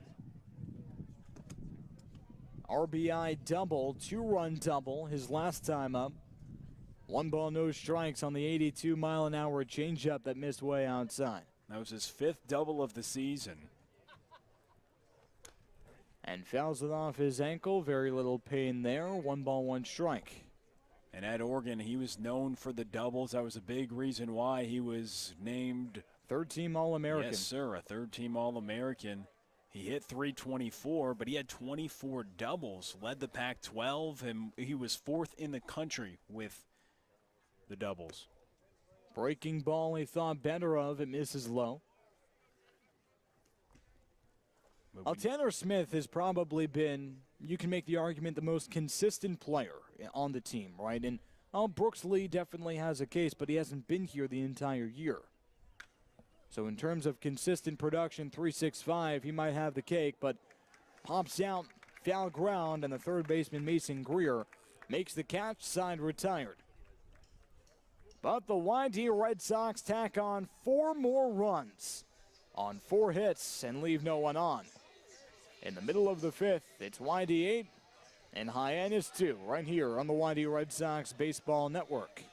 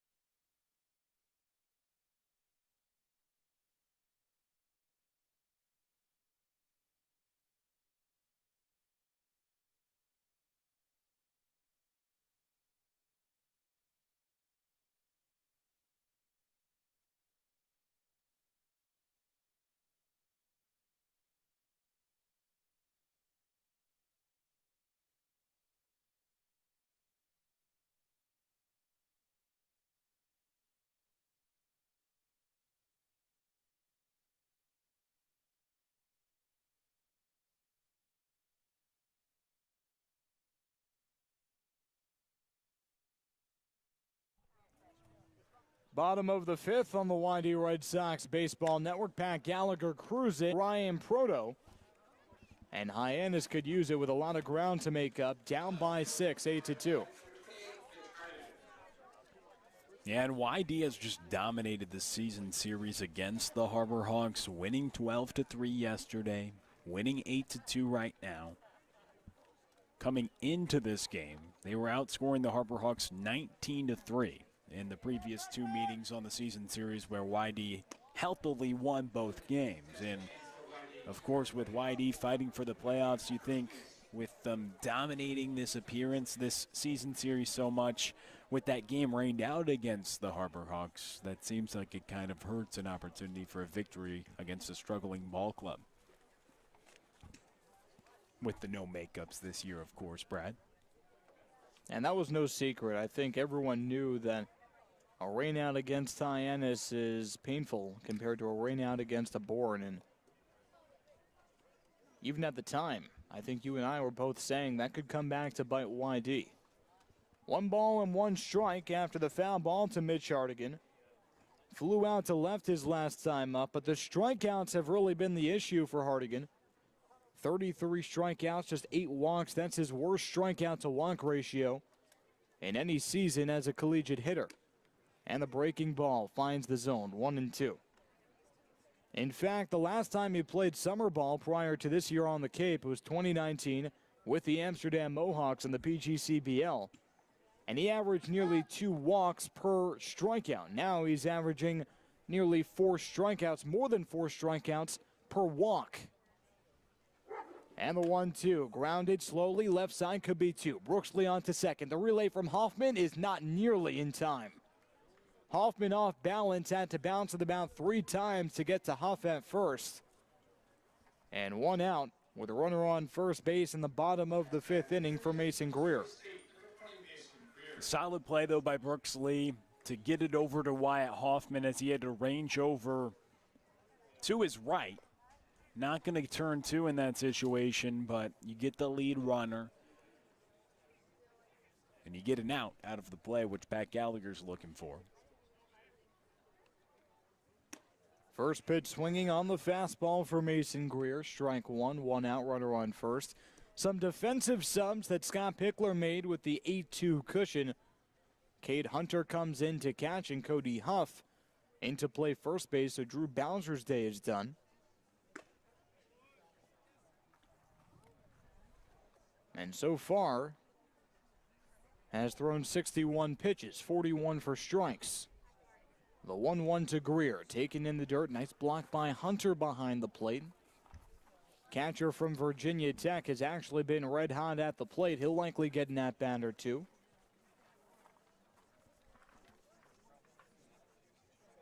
Two and 1 to Greer.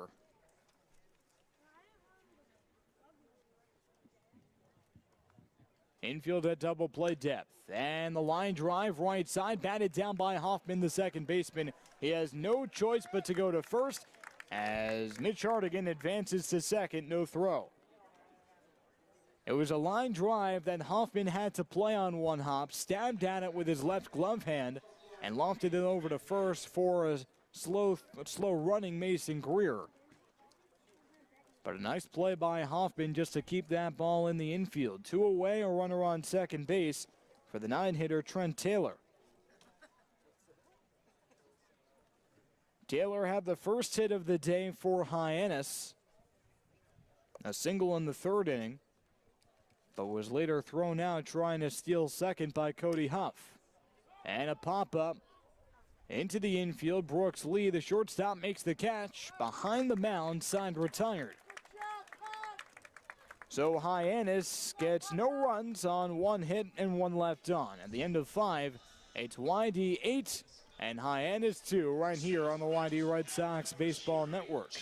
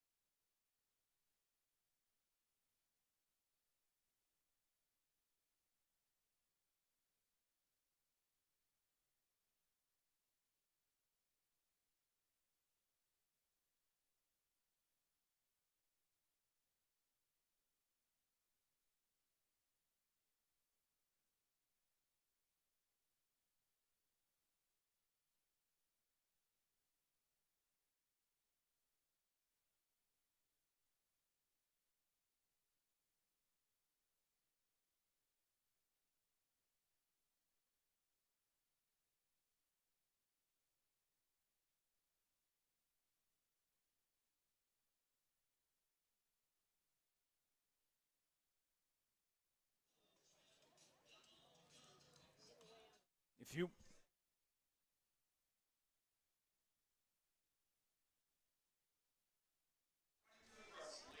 Back with you on the YD Red Sox Baseball Network.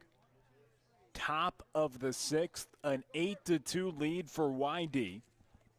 Brooks Lee, Cody Huff, Chase Luttrell, the hitters for the Red Sox. And first pitch swinging is Brooks Lee, popped up right side. Zane Harris in foul territory, and the first baseman is able to make the play. One out here in the sixth. So Brooks Lee had 2 hits in his first 2 at-bats, now 2 for 4. And Cody Huff coming to hit, had a single in the first, then grounded out in the third, popped up in the fourth. And hitting here with 1 out, a 6-run lead for the Red Sox here against the Hyannis Harbor Hawks. And Cody Huff backs up on the first offering. The left-hander on the mound. They went lefty to lefty. Elijah Gill started the game for the Harbor Hawks. Next offering to Cody Huff, misses low and outside. 2 balls and no strikes to the Stanford catcher. But Elijah Gill, he went 4 innings, allowed 7 hits and 3 earned runs, 4 runs overall. And now Austin Wallace, the southpaw out of Texas, throws a fastball in for strike 1. 2 balls and a strike with 1 out, nobody on. A 6-run lead for the Red Sox. Wallace comes set here against Cody Huff, who had a memorable performance yesterday. The ball is in the dirt. 2 home runs, 6 runs driven in, and went 4 for 5. And you would say, oh, that's probably one of your better games as a collegiate hitter, but no, in the playoff run for Stanford had a 2 grand slam game. So, of course, that would top the list, but another great performance by Cody Huff. Grounded up back to the pitcher, then hit off over to Trent Taylor at second. He throws it to first, Zane Harris, but it's wide, and Cody Huff gets aboard. The ball hit off the glove of the left-hander Wallace.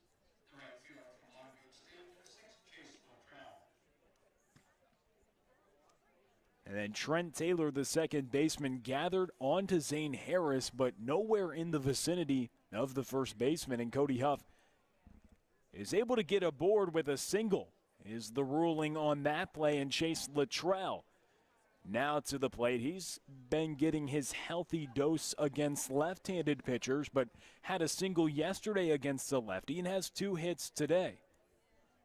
So Chase Luttrell swinging it from the left side with the open stance, the right fielder from Long Beach State. 2 balls and no strikes, facing the southpaw out of Texas and Austin Wallace.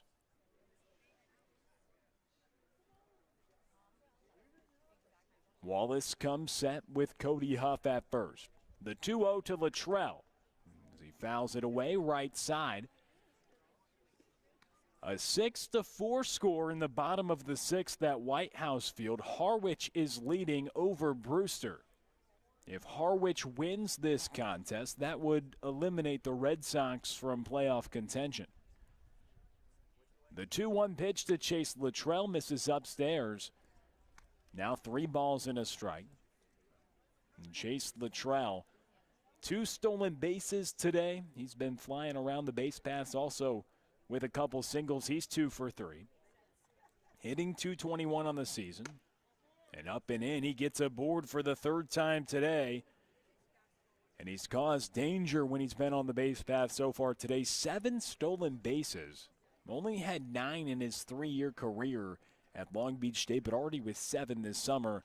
And now Cade Hunter will get his first at-bat of the game. Came in last half inning defensively as he checked in for Drew Bowser. Then Cody Huff moved to first base.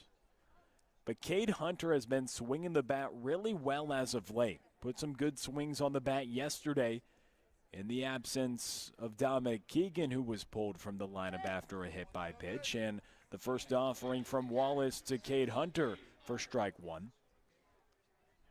In the absence of Dominic Keegan, speaking of Keegan, his 21st birthday today. But not in the lineup, was pulled from yesterday's game after being hit by a pitch in his lower body. Cade Hunter takes the next offering, low and outside. 1 ball, 1 strike, 2 runners aboard here in the top of the 6th. YD leading 8-2. And it's been an offensive performance again, powered by the Red Sox. A dozen hits today for YD. Cade Hunter hammers it into the ground. Trent Taylor flip over to Kyle. Ball on to first, and a 4-6-3 double play started by Taylor. The flip to Ball, and Harris is able to make the stretch, and Hunter grounds into an inning-ending double play. In the middle of the 6th, though, YD leading 8-2 on the YD Red Sox Baseball Network.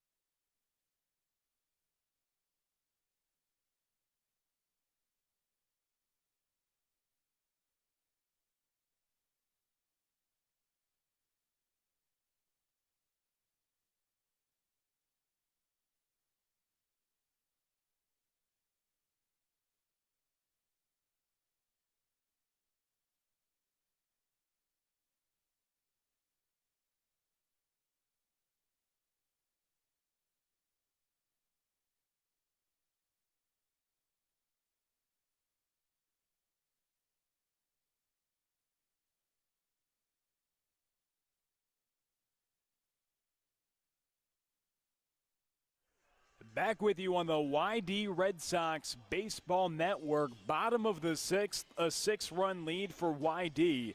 And Pat Gallagher still on the mound, looking to complete his 6th inning of work. And facing off against the left-handed hitting outfielder out of Michigan, Clark Elliott. 0 for 2 with 2 groundouts today.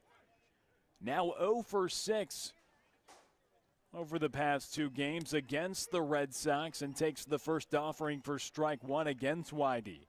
And the only reason that's of note is because Clark Elliott, heading into yesterday's game, was in line to win the batting title, and right now 2nd in the league in average with the .342 mark coming into today's game. As he swings through the next offering from Gallagher, no balls and 2 strikes. Here to Elliott as he faces the top of the order here in the bottom of the 6th. Gallagher getting the signs, now working with Cade Hunter behind the plate, who subbed in the bottom of the 5th, and now catching in his 2nd frame. Pitch misses upstairs. And Hunter had his first at-bat last half inning, grounded into an inning-ending double play, a 4-6-3. 1 ball and 2 strikes. And the pitch to Elliott as he fouls it away. Just chopped back toward the backstop. Trying to stay alive, 1 ball and 2 strikes. But Pat Gallagher, in which is more than likely his final appearance as a YD Red Sox. One of the better games that he's thrown as a check swing. Appeal down to Mike Rabideau at 3rd. Elliott didn't go around and count evens at 2 balls and 2 strikes. And in terms of length, if Gallagher is able to record an out here in the 6th, it would be his longest outing of the summer, as the ball is popped up left side, foul by Elliott. Now, Gallagher did have a 5-inning, 1-run ball game where he struck out 11 and didn't walk anybody in his 2nd start of the season.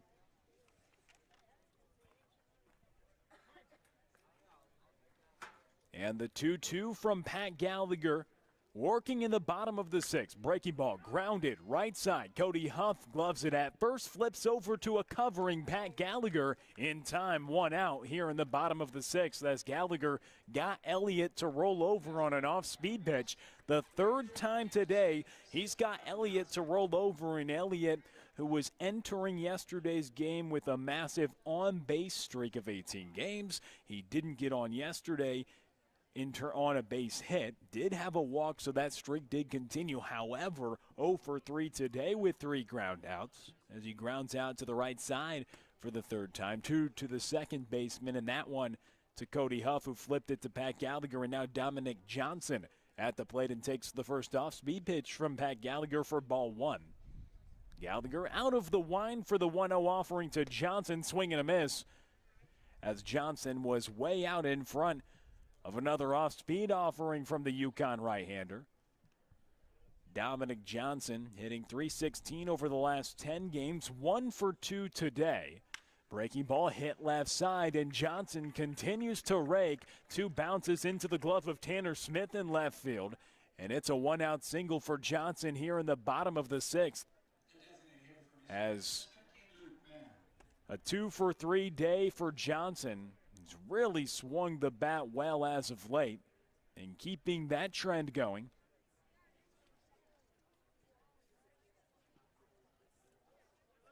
As Luke Mann comes to the plate. And speaking of what have you done for me lately, Luke Mann has really swung the bat well as of late. Hit a home run in the fourth. And that's responsible for the lone runs today for the Harbor Hawks. A 2-run home run in the fourth. Off the bat of Luke Mann, the only runs that the Harbor Hawks have scored today.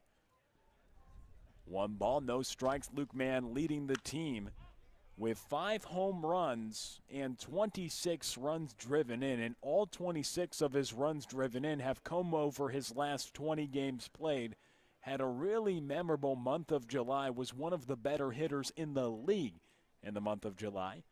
The left-handed hitter from Mizzou. 1 ball, 1 strike, 1 on and 1 aboard.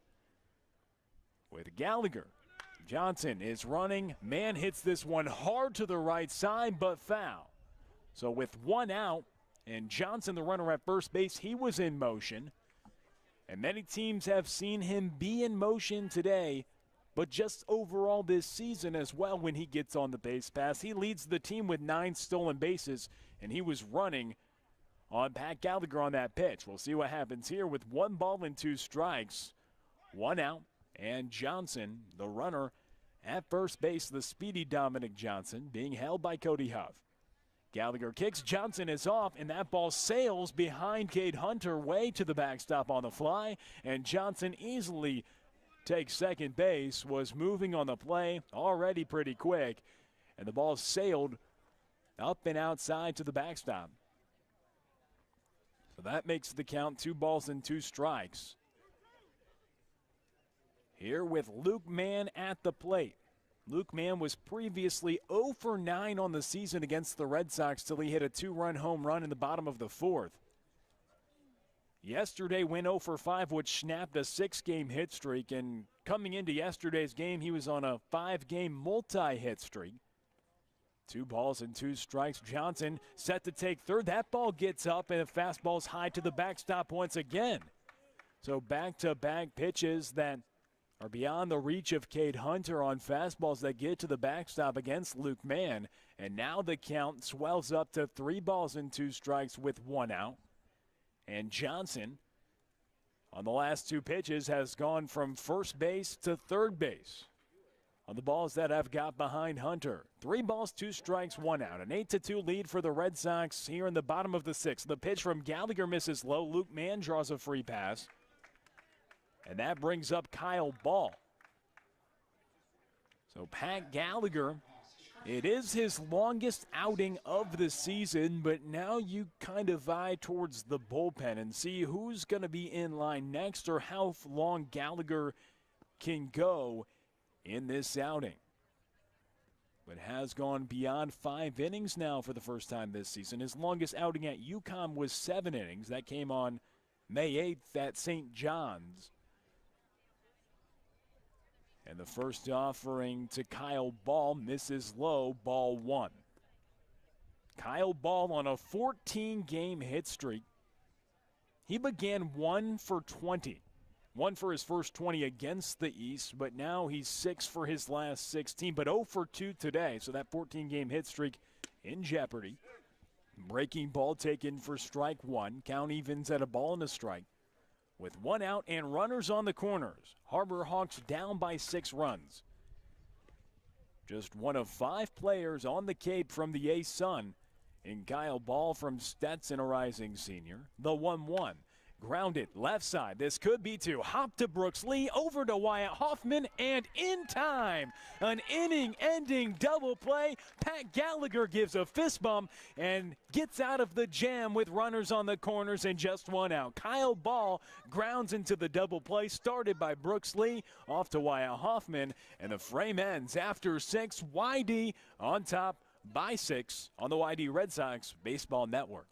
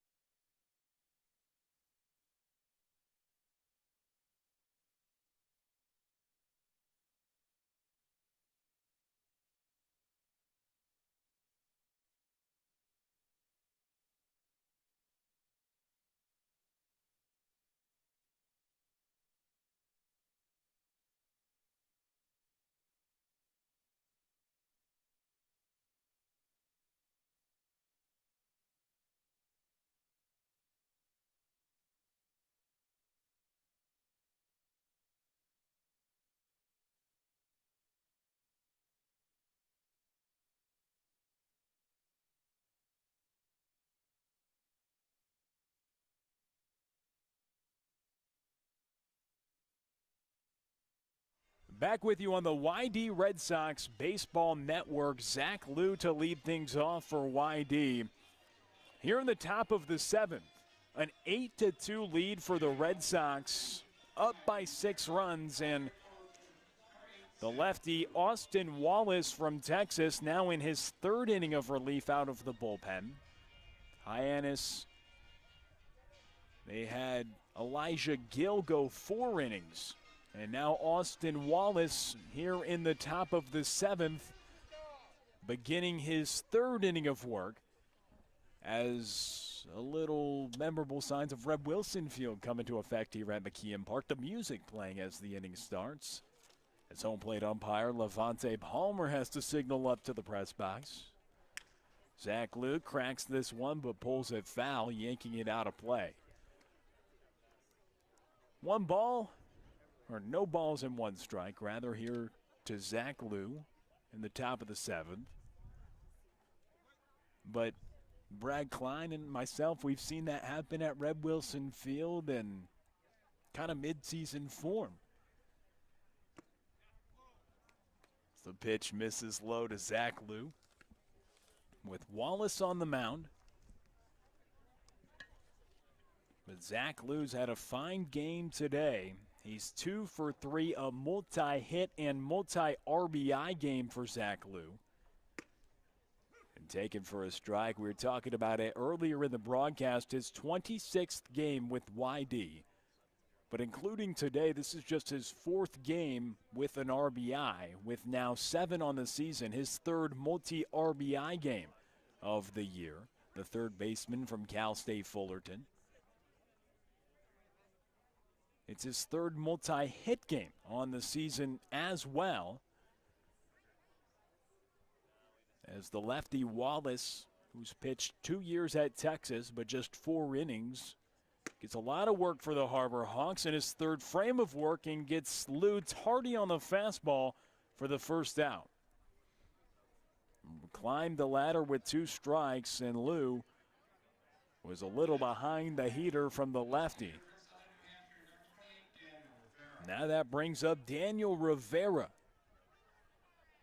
who has really emerged to give YD some success at the plate. He's continued to produce with 2 more hits today. recently activated about a week ago, and YD was in a stretch where there were many lopsided games. They got some other bats into the equation, and Daniel Rivera from Southern New Hampshire was one of those names. Hit left side, gathered by Greer on to first, and he grounds out. A nifty play, quick release over by Greer in time for the second out here in the seventh. That brings up Tyler Williams. But on the occasion, and on the subject of Daniel Rivera, and on the subject of the season dwindling down for the Red Sox and all the teams across the league with just a few weeks left, playoff or not, with the season scheduled to end in the regular season for YD on the 4th of August, this coming Wednesday. Just 3 games left after the completion of today's game. You talk about stories and players that have littered throughout the league, and there's some great ones, but to see some players have success toward the tail end of a season when the team may or may not make the playoffs, when you individually look at the performance of a player, as Tyler Williams hitting with 1 ball and 1 strike here against Wallace with 2 outs in the top of the 7th and nobody on, you look at the ability for a player to make a name for himself in such a prestigious league as the ball is cracked. And Clark Kelly, the center fielder, doesn't really have to move an inch. Gathers it and squeezes it for the 3rd out in the top of the 7th. A 1-2-3 frame for Wallace in his 3rd inning of relief out of the bullpen. And in the middle of the 7th, an 8-2 lead for the Red Sox. On the YD Red Sox Baseball Network, a new arm into the game next on the YD Red Sox Baseball Network.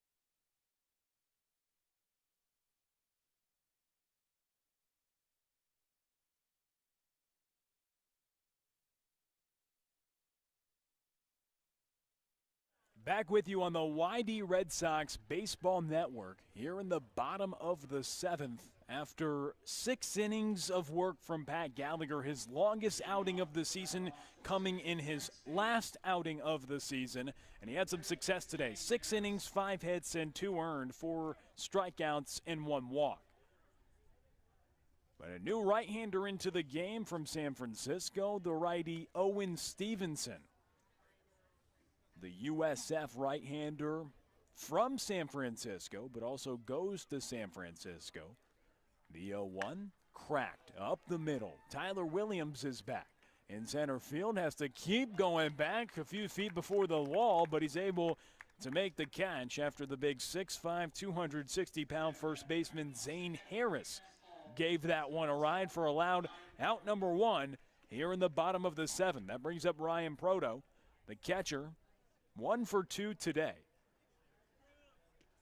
6'3", 180-pound freshman Owen Stevenson went to Sacred Heart Cathedral Prep in his hometown of San Francisco, but then stayed right in his backyard, took his talents to USF. Of course, with members of the USF coaching staff on the YD staff as well. And when you relate it to this game and talk about San Francisco, Sam Beck, of course, former YD Red Sox, also taking his talents there and will collide and join forces with Owen Stevenson. As the righty offers it, backhanded play by Brooks Lee over at short, thrown across the diamond. The stretch made in time by Cody Huff. In the second play that pops the eyes today from Brooks Lee. Another marvelous play made by the outstanding shortstop, 2 outs. And he made a play earlier in the game. Wrote a note to Brad, said, what can't he do? He backhands it, throws it hard over to first base, 2 outs. As Owen Stevenson having the luxury of some good defense, 2 straight outs for him, and now facing Mitch Hardigan. This past year, Stevenson threw 25 2/3 innings at San Francisco with a 7.36 ERA. As the righty gets Hardigan tardy on a fastball, count evens at 1 ball and 1 strike. The fastball in the low 90s, that one registered at 91 miles per hour on the radar gun. Next pitch upstairs for ball 2. But Pat Gallagher offering YD a solid start.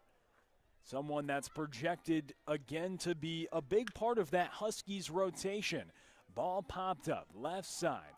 Over is Tanner Smith, and he's able to make the play in left field. Rather, Patrick Caulfield gathering that in left field, just checking in this past frame. But through 7, YD leads by 6 on the YD Red Sox Baseball Network.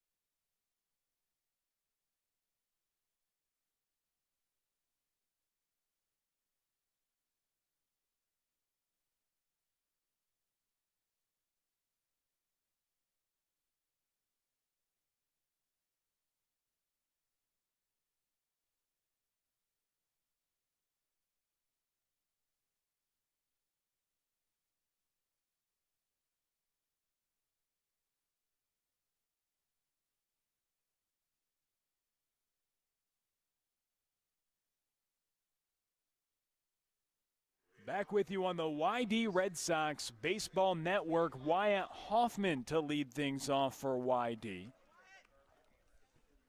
Here in the top of the 8th, a 6-run lead for the Red Sox.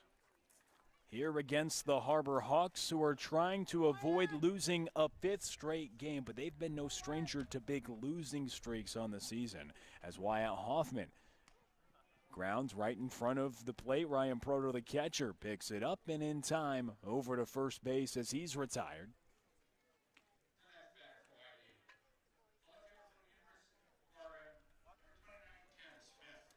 So now Pat Caulfield, who came in defensively last half inning, going to be hitting for Tanner Smith after he checked in for him last half inning in left field. The outfielder out of UCLA, Tanner Smith's day is done, but did some damage today. Continued his hit streak to 7 games and leads the team with 20 runs driven in now after his 2 RBI double coming in the 4th. So Whitey trying to win its 2nd consecutive game against the Harbor Hawks. And when you look around the league, Harwich, well, they're taking it to Brewster, up 11-4 in the bottom of the 6th. Not good news for Whitey Red Sox fans as Caulfield fouls it back, 1 ball and 2 strikes, as they need Harwich to lose out and Whitey to win out to try to make that playoff spot. With Caulfield at the plate, the 1-2. Grounded to short. Kyle Ball gathers and on to first, but not in time. So the first hit as a YD Red Sox for Pat Caulfield comes in the form of an infield single, and he's on first base. Well, you take a look around the league, brought to you by Devidine, and you check on Katuitt. They're up 12-9 against Falmouth in the top of the 9th at Lowell Park. And at Durham Park, Bourne, typically they take it to other teams, and they've been really dominant this year. Not the case today. Wareham up 10-0 on Bourne in the top of the 5th. Chatham, a slim lead, 1-0 over Orleans in the bottom of the 4th. An 8-2 score here with Brooks Lee at the plate. Takes the first pitch for strike 1.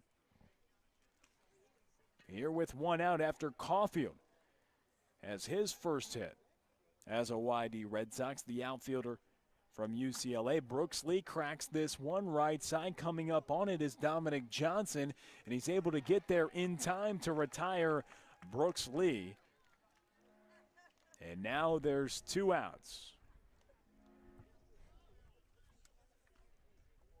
The new arm into the game for the Hyannis Harbor Hawks. Getting you that information after Gill went 4 innings. They went to Austin Wallace, the lefty from Texas, for 3 innings after the lefty from Valdosta State, Elijah Gill, started things off.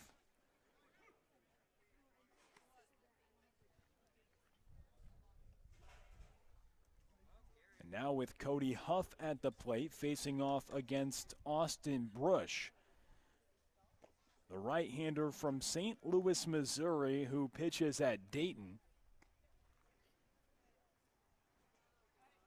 A member of the A-10 Conference, 6'2", 190. And the right-hander has recorded 2 outs here in the top of the 8th. And now facing Cody Huff after he got Brooks Lee to pop out in foul territory. The pitch, grounded left side. Mason Greer, third baseman, backhands it, throws it across the diamond, but not scooped out by Zane Harris, and that's going to allow Pat Caulfield, who was running with 2 outs, to come around and score as Huff goes and takes second base as the throw gets behind Zane Harris. YD tacks on another, and they're now on top 9-2 here in the top of the 8th.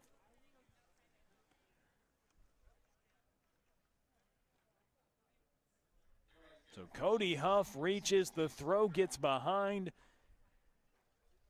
And Austin Brush in his 4th appearance as a Harbor Hawk, most recently coming on July 30th against Falmouth when he went an inning and a third of scoreless ball. His 3rd appearance at home in 4 times, 7 2/3 coming into this performance with 8 strikeouts, 2 walks, and 9 hits and a 5.87 ERA. And Crew Robinson coming in to pinch hit for Chase Luttrell. Crew Robinson's father is in attendance, getting to see Crew swing the bat out of the junior college level, who's now committed to UC San Diego. And Robinson, the power hitter, swinging it from the left side, fouls it back. He was a JUCO All-American this past year and was really known for his extra base hits. And it's been similar for YD this year. 4 hits on the season, all of them extra bases, 2 homers, 2 doubles, and 7 runs driven in. This takes the offering for strike 2 from Austin Brush. So they go from Austin to Austin.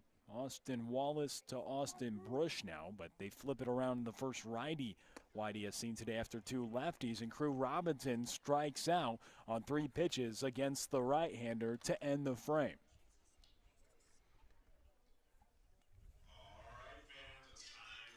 So in the middle of the 8th, YD leading 9-2 on the YD Red Sox Baseball Network.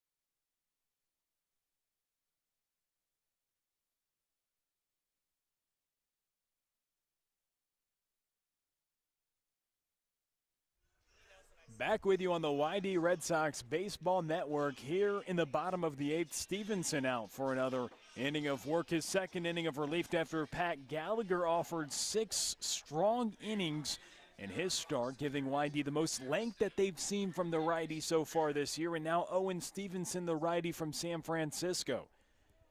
He's on the mound here in the bottom of the 8th with YD leading 9-2. They have 13 hits today. And that comes off the heels of a performance where they scored 12 runs yesterday when they topped Hyannis 12-3. But YD, of course, knowing they need a victory to keep any remote hope of getting into the playoffs alive. And while they don't control their own destiny, they needed Harwich to lose, and Harwich is doing everything but right now, taking it to Brewster. Score 11-4 right now in the bottom of the 7th. Some lopsided performances today across the Cape League, with YD leading 9-2 here at McKeon Park, but also an 11-4 game in favor of Harwich. Not good news for YD Red Sox fans, with Harwich ahead of YD in the playoff spots, and with a win today would eliminate the Red Sox as that ball hit left side and a knock as it's sprayed down by Mason Greer. A big round around first base, but he stays put. An opposite field single right down the third base line by Greer, and he's aboard for the first time today here in the bottom of the 8th, and that brings up Trent Taylor. But Wareham with 10 runs today on Bourne, and the division on the western side, playoffs are still very much into the equation when you talk about teams fighting for spots. Of course, Bourne has locked everything up. But then you have Katuitt with 35 points, Falmouth with 30 points, Wareham with 27 points. As that ball cracked right side by Trent Taylor, under it in right field. Able to make the play is Crew Robinson. And there's one out. So right now, Katuitt is in the driver's seat in terms of trying to make the playoffs for that second spot in the Western Division with a 5-point lead in second place. However, that's because that result just went final against Falmouth. 12-9 win against Falmouth. Just the first final of the evening across the league. So a crucial game between those two teams tonight. And Katuitt, who's won 5 games in a row now, really playing some good baseball. And with 3 games left in the season, YD will see them twice, so they'll be playing some important baseball down the stretch. At least we think, unless they have that second seat locked up by then. But that will be a team who's really played well as of late.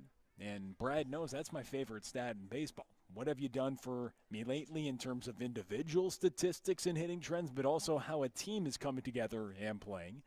1 ball and 1 strike. The pitch popped up left side and foul. And Clark Elliott got on base yesterday to extend his on-base streak, but went 0 for 4. Right now he's 0 for 3. 0 for 7 in this miniature 2-game series here after coming into yesterday as the leading hitter in the league. So that's in jeopardy here in the bottom of the 8th. A 9-2 lead for the Red Sox, fouled away left side. 89 miles per hour on the fastball from Owen Stevenson. The bottom of the 8th for the Red Sox, trying to sweep the season series against the Harbor Hawks, which just spans over 3 games, with 1 game being rained out. And Stevenson, then another pitch, fouled away left side by Clark Elliott. Scheduled for 4 games, 1 of them rained out. Rainouts not made up this season in the Cape League, which is something that is different, and that's why they've gone to a different format for the playoffs. They've gone to points per game rather than total overall points, because not every team is playing the same amount of games. And while YD is going to have 1 more game if none of the games are canceled, the next 3 games to finish the season, they'll have 1 more game played than Harwich. That ball sprayed up the middle, ground ball single for Clark Elliott, so he gets aboard. And he's on base. His on-base streak continues.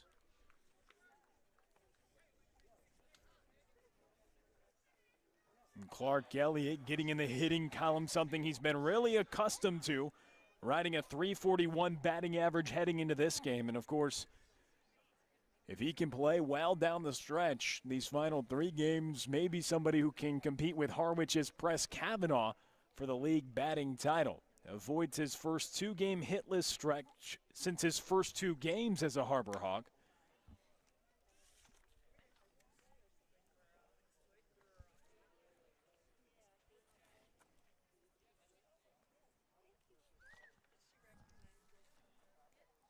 One ball, no strikes, 1 out, with runners on first and second, and with Clark Elliott now on first base, he's on a 20-game on-base streak.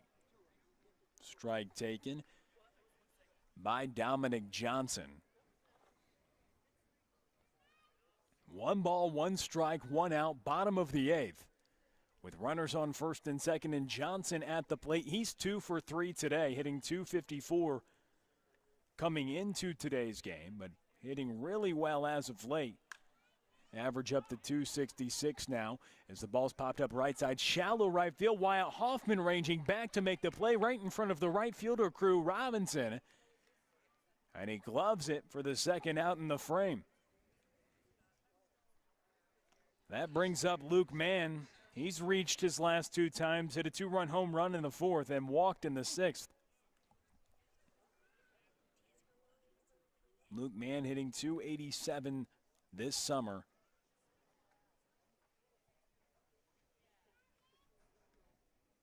Had a really memorable month of July, as we've described throughout the broadcast. After having a slow start with the Harbor Hawks, he's found his groove here in the Cape Cod Baseball League.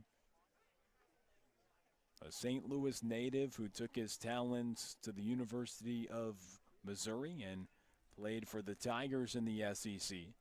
With runners on first and second, no balls and a strike, 2 outs and 2 aboard, as Stevenson comes set to deliver the pitch to Mann.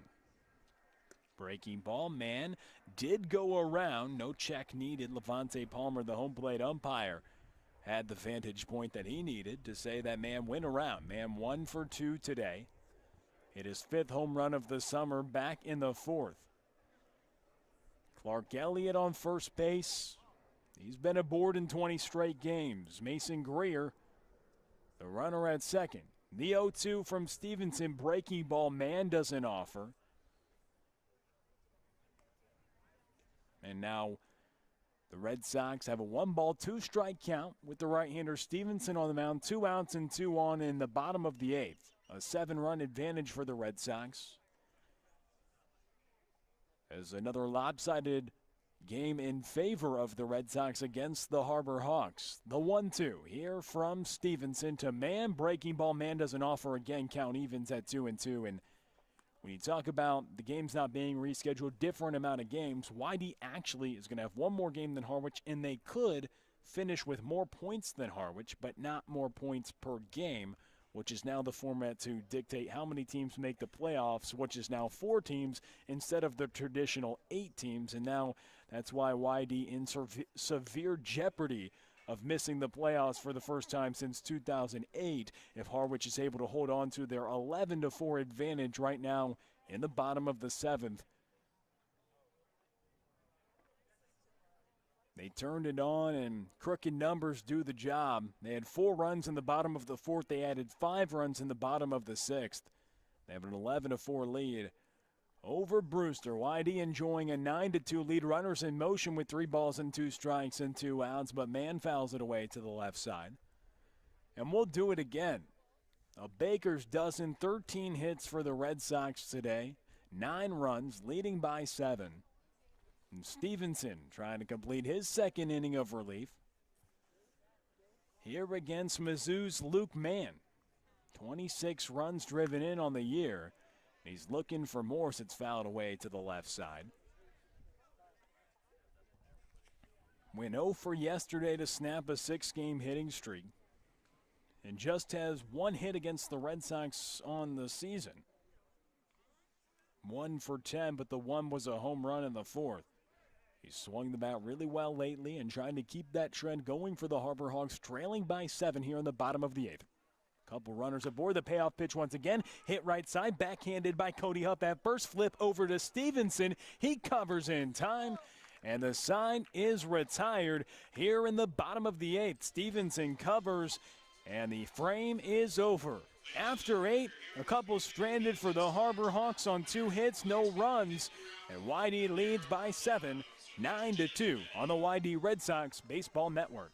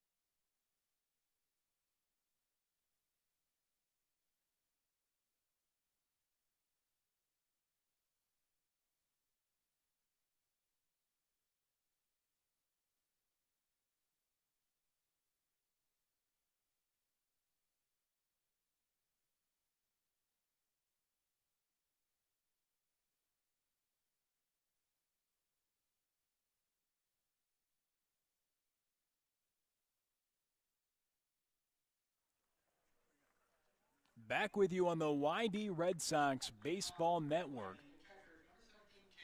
And Cade Hunter to lead things off here in the top of the 9th.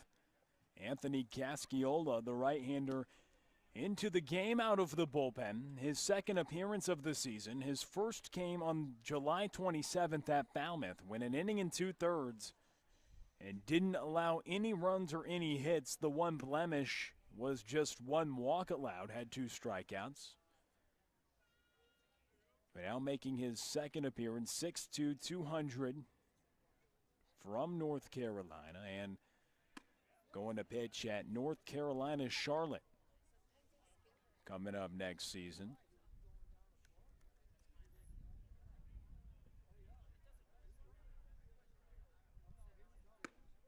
Cade Hunter at the plate. 3 balls and no strikes, takes the first offering for strike 1. And someone whose hometown is Charlotte, gonna go play in his hometown after being one of the top right-handers for Bucknell in the bullpen, as Cade Hunter pops up left side for the first out here in the top of the 9th. Anthony Casciola, his hometown of Charlotte, but he pitched for the Bucknell Bison in 2020. Made 4 appearances during his rookie campaign, just notched 3 1/3. But in 2021, he grew into be one of Bucknell's top relievers this past season. He began conference play with good outings out of the bullpen, and he was used in long and short situations over this past year, but transferring to UNC Charlotte. The right-hander swing and a miss to Zach Liu. Did throw 21 2/3 innings with a 4.98 ERA on the season. Did pick up 1 save and 1 win during the campaign. 14 strikeouts as Zach Liu cracks this one toward center field, and back on it is Clark Elliott to make the play, and 2 flyouts.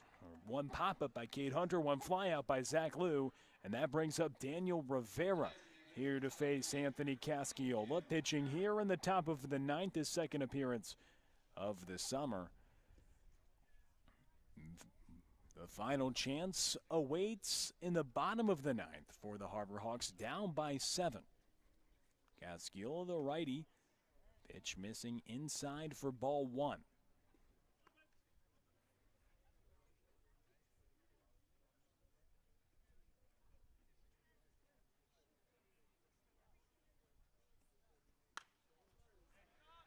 Rivera fouling it away right side. Daniel Rivera, 2 for 4 today. Now 5 hits on the season in just 7 at-bats. The pitch misses upstairs here against Casciola.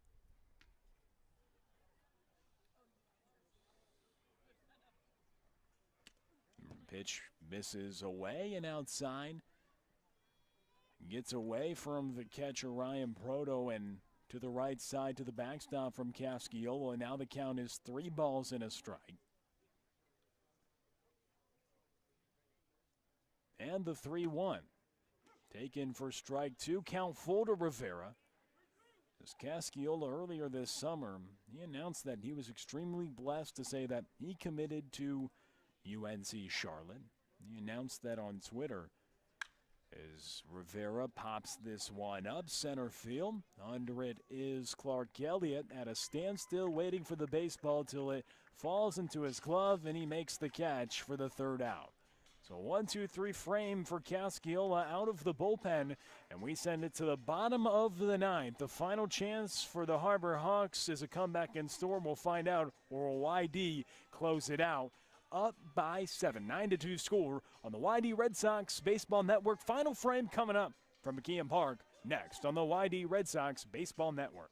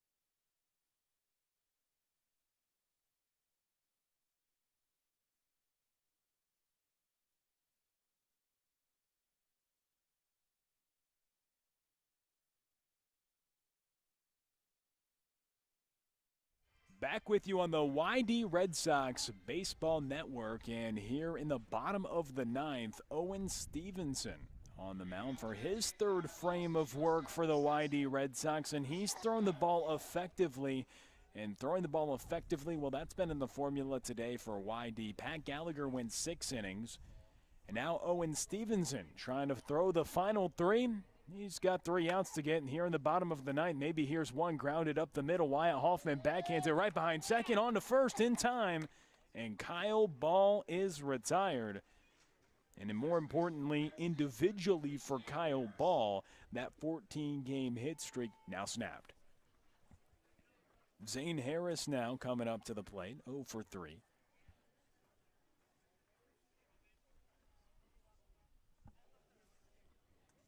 (11-6) the score at Harwich, as Brewster has tallied 2 runs in the top of the 8th.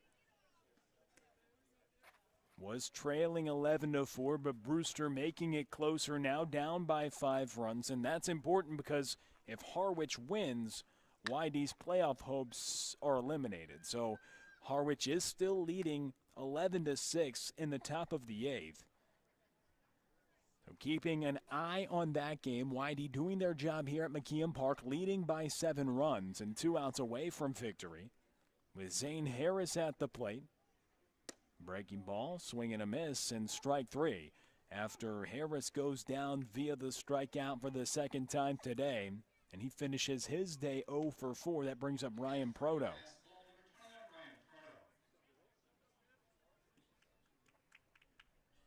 Director of Player Development Greg Giannio, now assistant coach with the YD Red Sox, coming recently to the team, and Owen Stevenson doing a little bit of the same, recently activated, had his first appearance at Eldridge Park and looked pretty solid in limited action, but now we get a more extended view of Owen Stevenson, who just finished a season at San Francisco.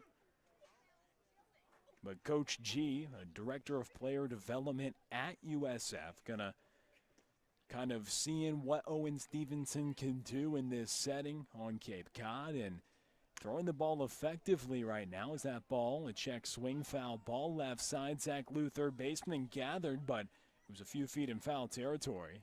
So now no balls and 2 strikes. Harbor Hawks down to their final strike, with Owen Stevenson throwing the ball effectively. Just threw 1 inning against Orleans on July 30th, but here on the 1st of August has gone now 2 2/3, trying to finish his 3rd frame of work, the 0-2. Inside, but ball 1. Stevenson 2 2/3 with 1 strikeout, has just surrendered 2 base runners today, has just scattered 2 hits. And trying to finish the 3rd inning of work. 1 ball, 2 strikes, 2 outs. And the kick and pitch to Proto. It misses low again, count evens. 1 strikeout today for Stevenson through a scoreless inning at Orleans. In his first appearance, the 2-2, and it's called strike 3. That's how this one ends, as Proto is caught looking. Gallagher goes 6, and Owen Stevenson throws the final 3 innings scoreless for the Red Sox. A baker's dozen, 13 hits, 9 runs, and they smack the Harbor Hawks for the 2nd consecutive day. YD does their job, and over now the eyes turn to Harwich, and an 11-6 lead for the Mariners, but a YD victory today, and the Red Sox come out on top by a final of 9-2. Now we flip it to the post-game show alongside Brad Klein for this one. And Brad, a 9-2 win for the Red Sox headed into tomorrow. Back-to-back victories. They've got a little momentum, and they want to finish the year strong. They want to finish the year strong. I would temper the want to finish the year strongs with, hey, the go Brewster chance, right? Because YD, after this win, they're not giving up. They want to make the playoffs. They want to prove their worth in the postseason, but it's not looking good right now, as Brewster is down by a sizable margin at Harwich, but there's still a lot to play for the Red Sox and for the players individually. So YD wins this one 9-2. The final score will give you the upcoming schedule. Just 3 games left on the docket for YD coming up. Chatham tomorrow at Red Wilson Field at 4:30, and then a home-and-home at Cotuit on Tuesday, and then home against Cotuit at Red Wilson Field to finish the regular season on Wednesday. And the regular season will be it for YD if Harwich stays on top. So turn your attention to that game as we end this broadcast, and put your Brewster caps on for this one. But it's a final here from Red Wilson Field. 13 hits, 9 runs for YD, and they top the Harbor Hawks 9-2 in this one. They sweep the season series against Hyannis, and they'll be back in action at 4:30 tomorrow. Join us at 4:20 on YouTube as YD hosts Chatham. For Brad Klein, I'm Will Connerly, and we'll see you tomorrow evening on the YD Red Sox Baseball Network.